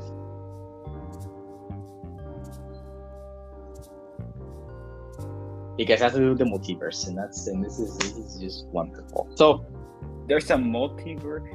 Oh, I want to see Thanos come back. Go watch What If. Anyways, he appears like 2 times. He appears 2 times, and in the second episode he's a good guy, and he beats up everyone, kind of. So, that's it. We're gonna do up to Loki because the next one is Black Widow. We're gonna do an episode on Black Widow. So yeah, you will give your rankings on Black Widow who's gonna appear in that? Give me a minute. I'm gonna see who's appearing. So Dragon, I don't think you're in it. I know Ram probably is. But Dragon, if you want to give your opinion on Black Widow right now, you can. Because we're not gonna. Because it's one of the options last time. But I don't think you wanted to be in the Black Widow episode. Dragon. I'm back. Internet problem. What? Dragon, do you want to give your opinion on Black Widow real quick? Because you're not going to be in that episode, I'm pretty sure. Yeah, I did not watch it. I didn't watch it. Wow, that was quick. All right. Well, that's the best way to end this episode. All right, so RAT Comedy will be in that episode, so you will give your opinion on it. Bear? Real. Real. So yeah, I'm just saying Black Widow because that was one of the options last time. So yeah, that's it. Finally got this episode done. But yeah, that's it. Dragon, RAT Comedy, say your goodbyes. I see y'all in the next episode. You know, if I were to be appearing 3 times in a row, I'm gonna be searching up hentai with no regrets. Alrighty then, you go do that if that makes you happy. Goodbye. Oh, are you kidding me? What? Yeah, I mean, you do it. So anyways,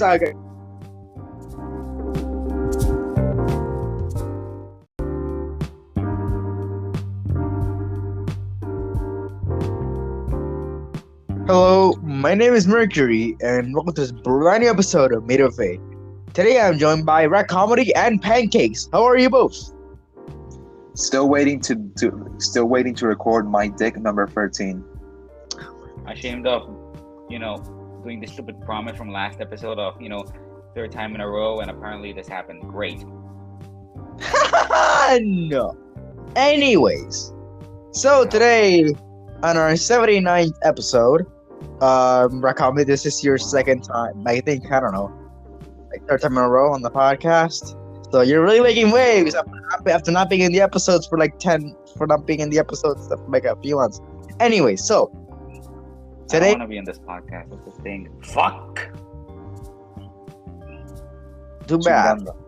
I'm not mad at you. I'm mad at Episodes, you're gonna be recording episodes. Anyway, so today we'll be recording an episode on the long-awaited episode on Black Widow. I've been teasing this since the first Media of 8%, which, if you may not know and you may not check our Twitter, which is only followed by me, and that's it. Twitter.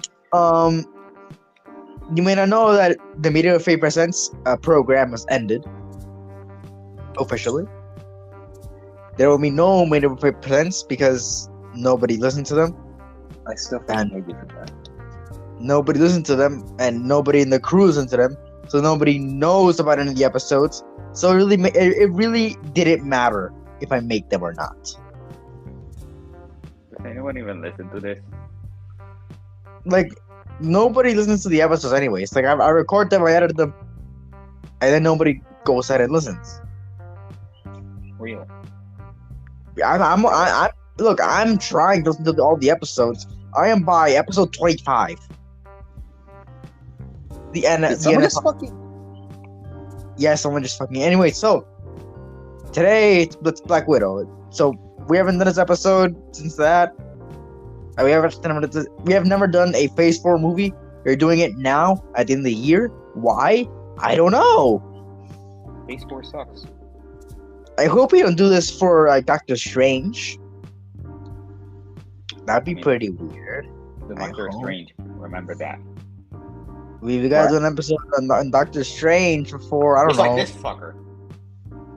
We can't do it. We can't do it. When Doctor Strange comes out, we can't do an episode on 5 months later. Like, come on, guys. Anyway, so today we are talking about I just realized Black they Widow, just maxed out this guy. the first Phase 4 movie, not the first Phase 4 property. That it's the 4th, but it's the first Phase 4 movie. So, a little bit of a description of the movie, if anyone doesn't remember. It's a Black Widow a little bit before the events of Infinity War. Let's go Endgame. Endgame is just kind of plop in the middle, and then everything else happens before it. But yeah, so it takes place a little bit before the events of Infinity War. A few years no, it takes place 2 years before Infinity War, and a few weeks after Civil War. It's about Black Widow going back to her family and trying to take down this evil guy called Dreykov, who runs the Black Widow program and who has a daughter that became Taskmaster. That is all I will say about anyway, so that's Black Widow for you. It's a few easy steps. If you want to go watch it, go watch it. If you don't want to go watch it, then go ahead, don't watch it. Please don't watch it. But anyway, so today It's here, and let's discuss our opinions. So, let's begin with the movie itself. Actually, the storyline of the movie. So, Pancakes. What do you think about the storyline of the movie? All right. So as I said in my NCU tier list episode, the Black Widow. You didn't say anything. You just put it. We just kind of put You it. say something about Black Widow, and I don't. Put it in, you put it. You upgraded to B tier, but we put it. We both back then we put it on C tier since C didn't watch it. We didn't do anything about that. We didn't like say anything. So you're pretty much saying your opinions now. So go ahead. Yeah, basically, the reason why I put Black Widow in B tier is because it is not by any means the best Marvel movie, but then again, it was the first movie I saw since the start of the Thing. So pretty much in Sonic.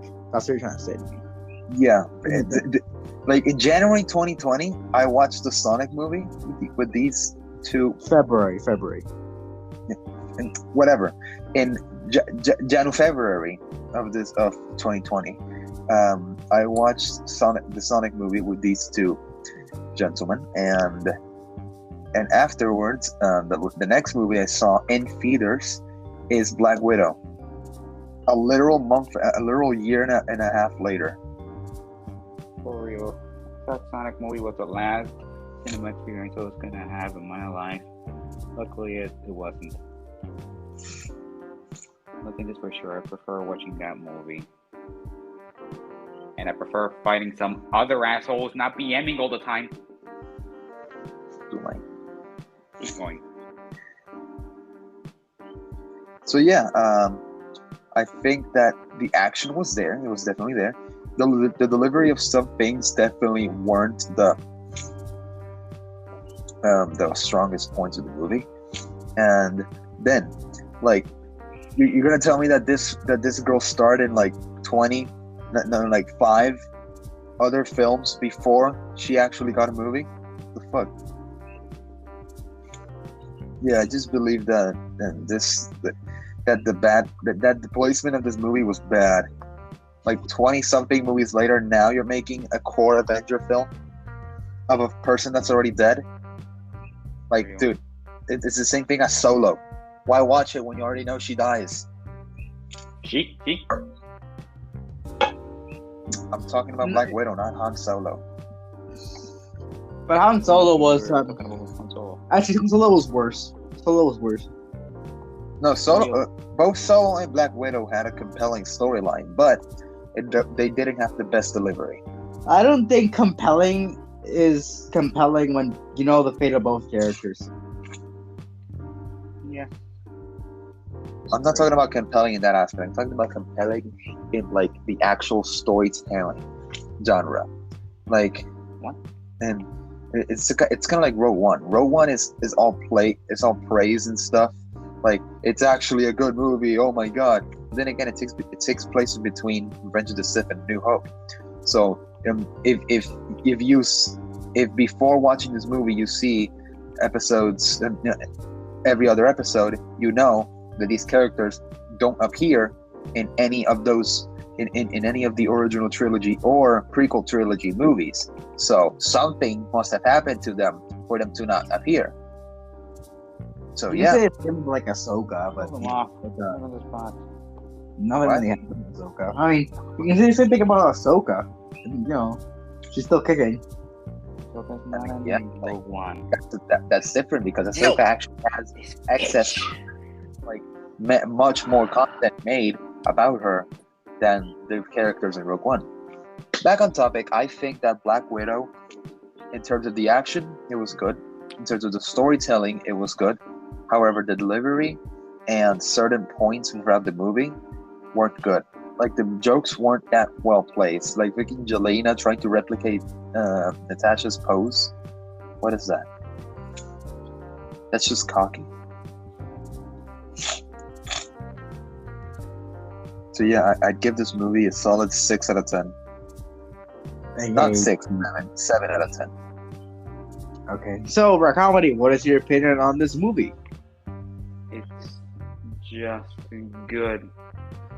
Okay. You have my tier list there. So, I mean, RAT Comedy, where would you put it on the tier list? I put it at B. There's nothing really special in the MCU. It's a good start to the Phase 4. Story was fine. And so was pretty much everything else, okay? It was good. Except for the jokes. I didn't laugh. Alright. Well, it's my time. And I will say that Shouldn't be given a time.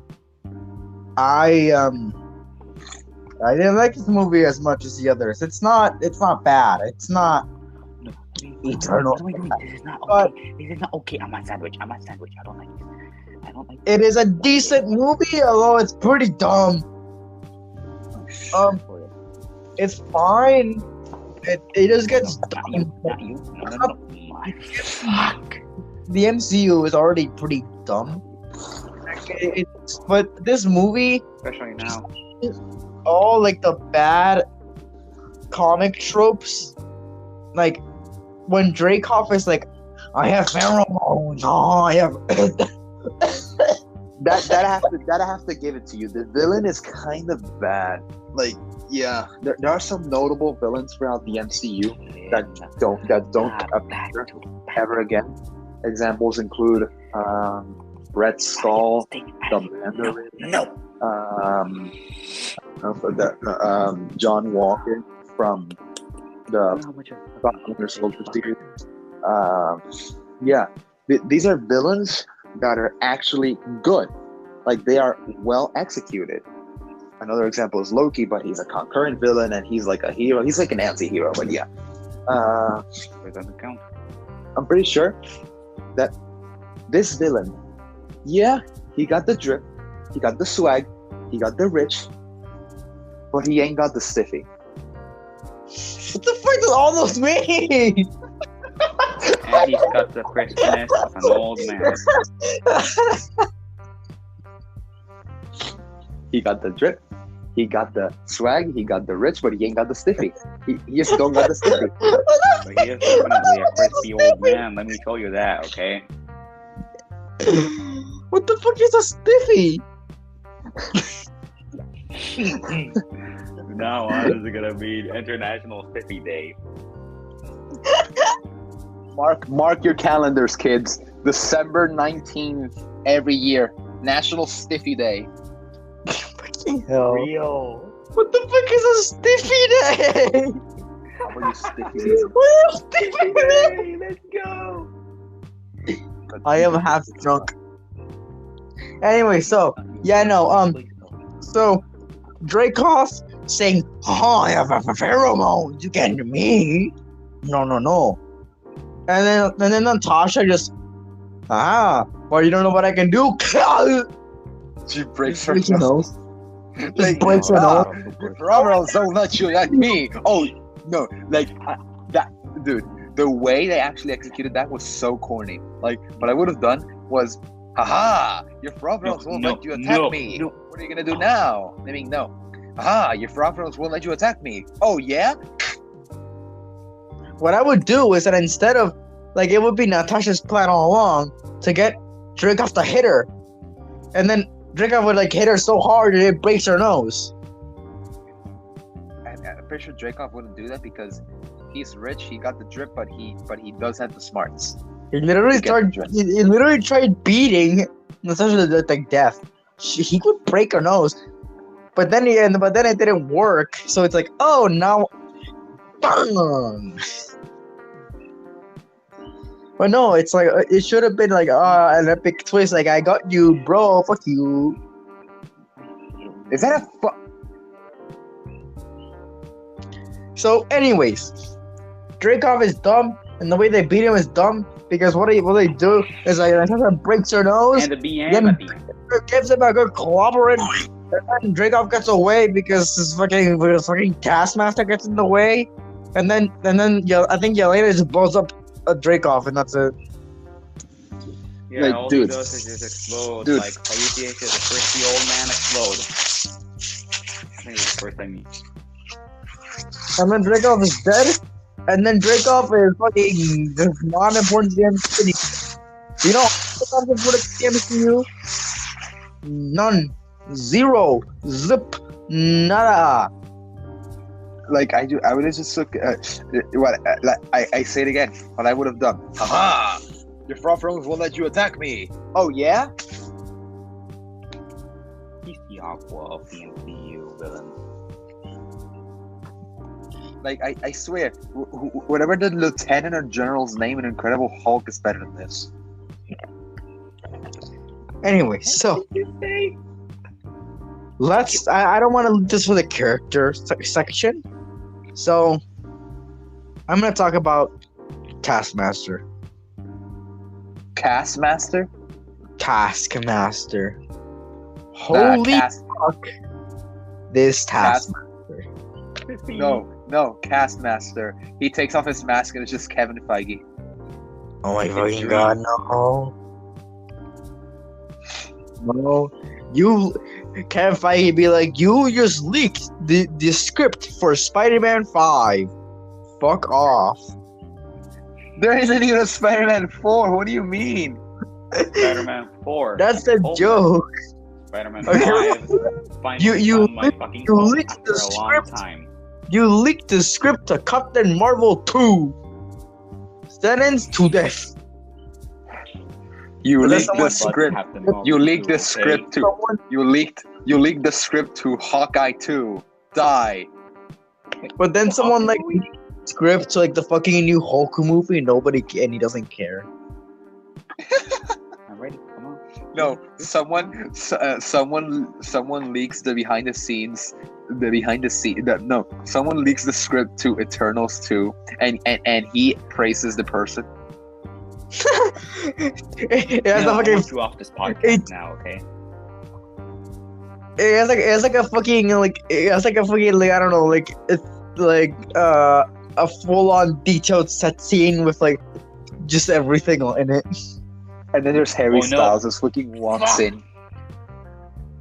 It was so close to greatness. So it's like a full on hour long set scene. No, the movies. The you know the track for Indian Pepsi commercials. It goes or with like the fucking beatbox. I'm not a musician. And then every beat is just them going at it.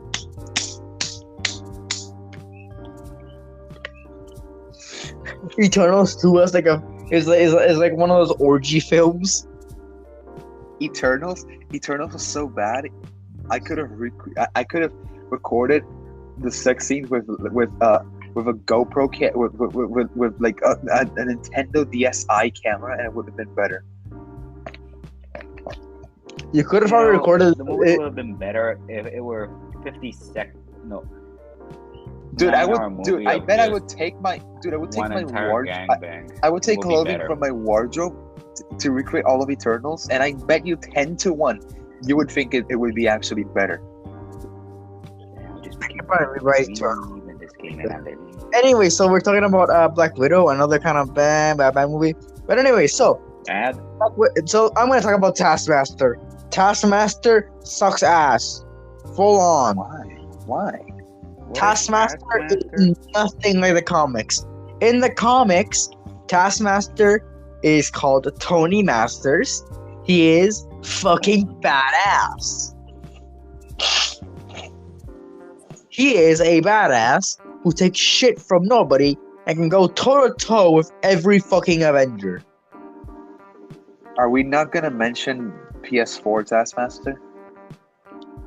That one is the one of the that's the fucking coolest Taskmasters ever been brought to, and like outside the comics. That one's fucking Taskmaster. The one that just says fuck you. That's not just say fuck you. Still removes Steer's girl and fucks off. Mr. Stereo Girl. Taskmaster, however, is a fucking nobody. This Taskmaster isn't cool. You know how they beat this fucking Taskmaster? They spray it with fucking perfume, and then they carry her away. Damn. Wow, Taskmaster, the guy who takes fucking Avengers to beat him. Nah. Juice. It's just Ryan Reynolds. It's just Ryan Reynolds. It's just Ryan Reynolds' new perfume, Dolce Gabbana. Let's go. It's just fucking like, it's like a commercial. Like, take this red perfume and you stop being an assassin. Take this perfume and you will not. Take this perfume and you will stop thinking about killing your husband. You didn't. Like, holy shit! And you know what happens with Taskmaster after that? Fucking nothing. Literally, we don't see Taskmaster ever again. So, we don't see Taskmaster mentioned. Taskmaster isn't important. She will never appear again in the MCU because it's not cool like that. We're watching a Phase 1 movie apparently. And that's it. That's Taskmaster. So fuck you. I don't like Taskmaster in this movie. I can tell. What is Taskmaster again? Oh my god. He is You have the attention span of Yelena doing the Black Widow pose. Anyway, I never so gave a fuck about that scene anyway. You have the Anyways. attention span of me watching of you watching the Eternal sex scene. Yeah. Eternal sexy list. You'll be like looking down, like just fucking out on the floor, like the floor sure really is nice today. Dude, you have the attention span of me watching Fast and Furious 4. And yes, I binge watched all 9 Fast and Furious movies to watch F9. Because you care about family. Yeah, nothing is stronger than family. Not even your mom. Mom is family. Exactly. It's the point of family. It's actually like your mom can't just be your family. Yes, you have to have other members of you have to have other people that you consider your family to be a family. Your We're family meant to can. be talking about Black Widow and we're talking about family. Let's keep going. I mean, technically, in this movie, family is a thing. Yes. Mama. But, anyways, Taskmaster sucks ass, and we should.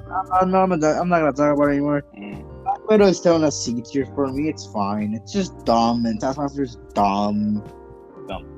So let's talk about the characters. Which one is your favorite character and why? David Harbour. That's all I'm gonna They say. actually made a Captain Soviet.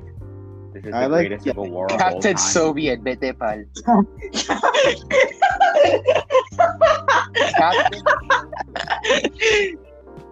Captain Soviet. We needed him in our lives. Hold on. He's like he's the new Drip Bowser. Oh, great. What? Drip Bowser. Drip Bowser. Drip Bowser. Drip Bowser. I don't know if anyone remembers that. It's from our second episode. What? It's Oh, from the nostalgia is killing me. Oh no. Where it was, I think it was in Mario's Super Golf thing, and then it was revealed, and Yeah. then like, oh, Drip Bowser, because Bowser had drip, and now we have Captain Soviet. Captain Soviet. Now with extra weight. Now with Drip Bowser, That's Captain America's job. Why isn't Captain Drip Soviet Bowser. skinny? He joins Dude. your mother, and he joins Joe Mayer. Dude, my fever dream is okay. So I don't know if you guys have seen Stranger Things, but this is like a meme. Okay, Nobody cares so about Stranger Things. Okay, I'm yeah, sorry. so yeah, we know we know David Harbour plays Hopper in Stranger Things, right?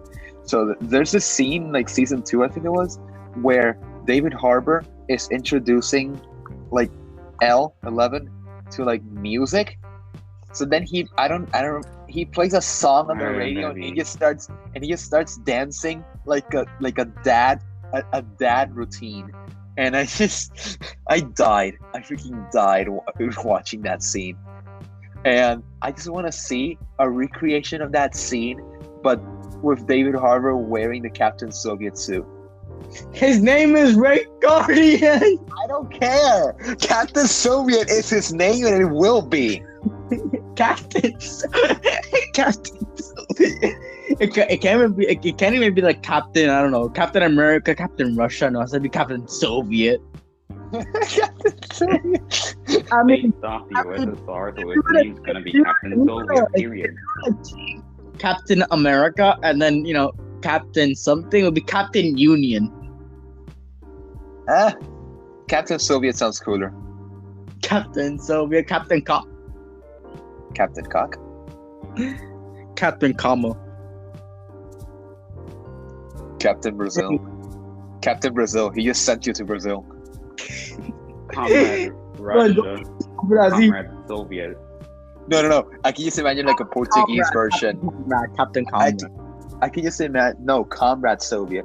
No, I can just imagine like imagine like a Brazilian version of Captain America, like Captain Brazil or something. And then he grabs his Capitán Brazil, and then he just grabs his victim by the neck, and when he says, what are you gonna do to me? He just goes, you are going to Brazil. You're going to Brazil. Not how I want to die. But then we have Captain. But Captain coming from Canada. Instead of beating ass, he just sits his opponents on a chair and goes, I'm sorry. I'm sorry for this, man, but you're going to jail. Yeah. You know the Donkey Kong series has its own captain? It's called Captain K. The K. You know the Homecoming post-credit scene where Captain America just starts talking in a chair? Yeah, it's just that, but Captain Canada going, I'm sorry, but you're going to jail. Yeah. Yeah, I'm sorry. Anyways, let's bring it back to Red Guardian. It's like Captain Soviet. So yeah, I think that Captain Soviet is like a good character. Like he's the comic relief, but he is unironically the greatest character. Then my father. Captain America just had to die in Endgame. My father teeth on my hands because I had a frostbite. I had my father's pee. Cheers. Huh? Queso. Quesito. Anyway, so I guess I like Yelena. She's funny, I guess, and so I did the movie. It sets up some fucking Hawkeye. So yeah. In the series, I haven't fully seen Hawkeye yet, so don't reveal any details. But you're in the fucking post-credit scene. Oh, post-credit scene. A White Widow now? That Yelena's gonna go after like Clint. It's in the post-credit scene, and then I'll call her the White Widow now because eventually they're gonna. Cállese la boca, cállese la boca, ratona esa. Now we need another one. Wait, what happened? That joke.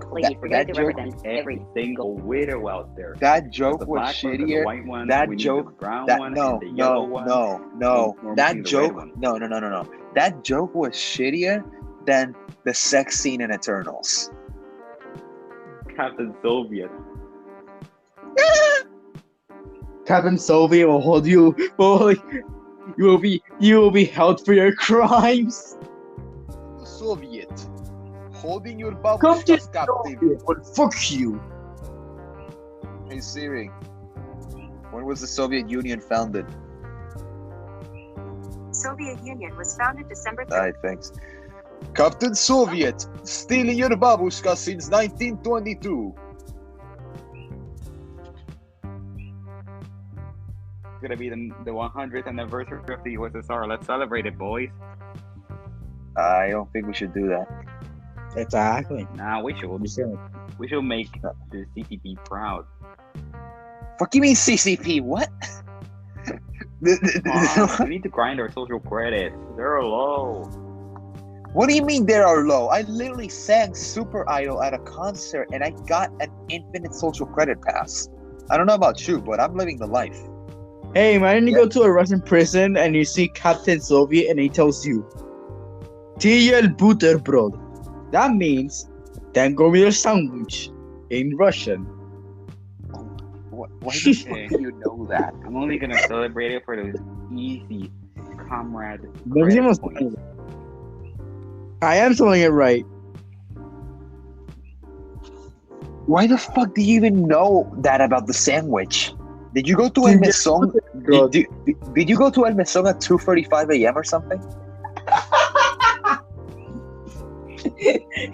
Nah, he wasn't even hunted down by some demonic ass figure. He just went and got it. Have they eaten your sandwich? No, it's just the locomotive voice. Te han comido el sándwich. Thank you for your sandwich. TL Buterbrod. This guy eats? Holy shit! It's fucking. I know Russian for eating your ass. Let's go. Hold on, let me. Okay. Give me a minute.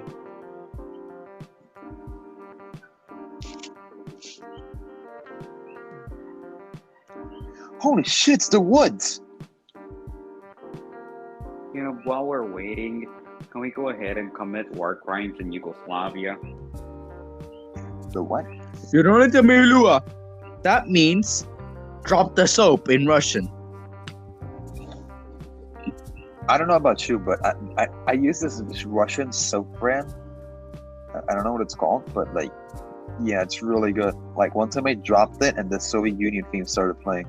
And it said our soap. TL Buterbrod. Collapsing the USSR. And then all you heard is TL Buterbrod. I said, da. I'm still wondering why Captain Soviet Wait. Huh? Da. Comrade. TL Buterbrod. Da? Oh! I know Russian. Anyway, so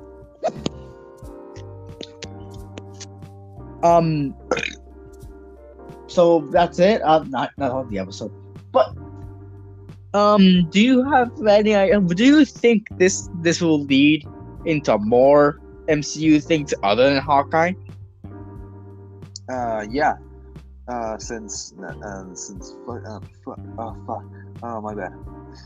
I was about to say some random asshole like Black Widow's gonna join Spider-Man, but I didn't remember. I'm gonna talk about No Way Home. Okay. We are. No. I mean, yeah, but not in this This episode. movie's brand new, off the bakery. That's the point. Add We're trying to like to it. clean on these movies because we didn't get them out when they were out. You know, when they were out. kind of like the episode we're doing right now. Exactly. This movie left theaters in like September. Yeah, because Shang-Chi. Exactly. And then Shang-Chi left in like November. And then Eternals is leaving like in a few days. Like by the time we make the Eternals episode, it's already it's already like gone. It's poof. So, so yeah, I think this will probably lead into other things. You know, since I don't know. I guess since it's about spies, maybe Elena will show up in Captain America 4. There was a Captain America 4? You guys, you keep forgetting about that. You've asked me that question like He's dead. twice. Hey, I hate fourth movies. Okay, like they shouldn't have revived everything for Matrix 4, and A New Hope is probably the only fourth film that is good. A New Hope isn't even the fourth film. It is the first film. Fourth chronological film. Basically the first film. Technically, The Phantom Menace is the fourth film. Me cago en ti. The Isn't fourth even chronological film. You know what I mean. Okay. Hey, yeah, but just remind you, Phantom Menace wasn't good. I consider Phantom Menace better than Attack of the Clones. I know, Attack of Really? the Clones is pretty shit, okay? Attack of the Clones is pretty shit. I like the Yeah, prequels, the but only they're good still prequel shit. was Revenge Kind of of like the Saga Enfrentamiento Mortal. Hey, whoa. We do not shit up. You're disowned. Yeah, Bruh, you're trolling, right? bruh. You're I'm not disowned. talking about Zack the Legend. I said Saga Enfrentamiento Mortal. The movie starring Zack the Legend Joseph Lando is called Zack Two Dots Enfrentamiento Mortal. Ah, okay. I see what you did there. You are currently owned.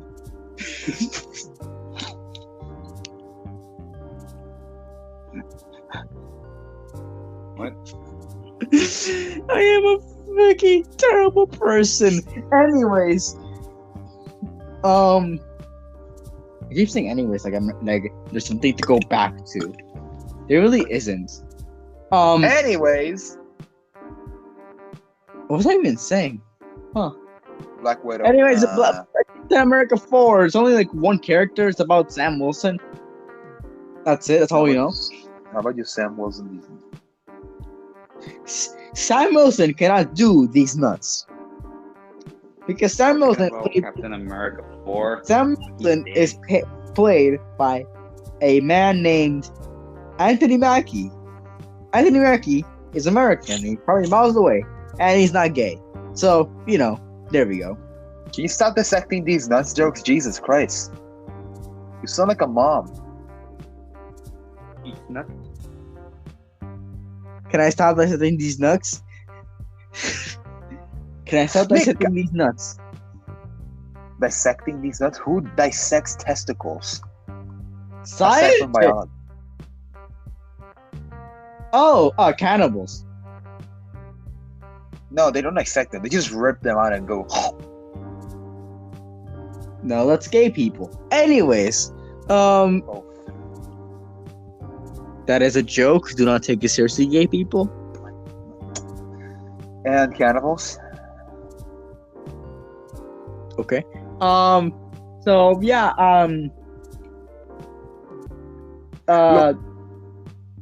I'm gonna hunt it down for this We were episode. talking about Captain America 4. Yeah, so I think that's probably gonna show up in Captain America 4. That's it. Yeah, that's all I can probably think of. Maybe a Yelena series? Nah, that would be stretching it off. Like maybe we could get a Yelena series after like every film is made. Agatha Harkness. I think we can get a series on Yelena. We're getting an Agatha series? What? Yeah. The fuck? That was gonna be in the Disney Plus episode until I canceled it. Yeah. Anyway, you canceled the Disney? Huh? yeah. It's already been a month since the Disney Plus day. Bro, we had a Disney Plus episode, and you asked me to like sign up a Reddit guest, and I have to tell them that we canceled it. What are we gonna do? Did they already sign on? Yeah. They said they were interested, and we just needed to tell them like when to record. Oh, can you ask them if they've watched Eternals? I don't know if they watched the Eternals. Please. Can you? Don't I need more people for that. Anyway, so So yeah, just ask them. All right. So yeah, nah, Yelena's trash. oh, the episode got canceled. But if you're interested in this other episode, then yeah, go ahead. Anyways, it's public. So Sorry if you're watching, if you're listening to this, guy, person, thing. So, yeah. Okay. That's it. Okay. Yeah. I mean, this is still a C tier movie for me. It definitely went places. It's definitely dumb. It's stupid. But yeah, that's it. So, that's all I can really think of. Just do the outro. We spoke about Literally ran Yelena out of and things to talk we about. spoke about Yelena and Captain Soviet, but we never spoke about Natasha herself. What is there to speak? She didn't do anything. It's her movie. Yes, it's her movie. But she can't do character development. She can't do anything aside from being the movie, get the plot across, and you can't change. You can change a little bit, but you can't change because you're gonna be in Infinity War. There's not much to talk about Black Widow herself here. Because it's not really her movie. It's about the Black Widow, Dead. the Black Widows, not just Natasha. See what I mean? Well, that's all I have to talk about. Yeah, there's several more Black And then Widows, we have but nobody gives a shit. I forgot her name. It's Melissa. The Robo thingy. The actor's Rachel Weisz, but the character, I forgot. It's like I forgot Captain Soviet's name. Yeah. I know the actor did. Yeah, I also forgot You about forgot the Soviet. name. I told you Captain Soviet was good. I forgot the name of the character himself, not Red Guardian, but the character, like the name. I think it was Alexei.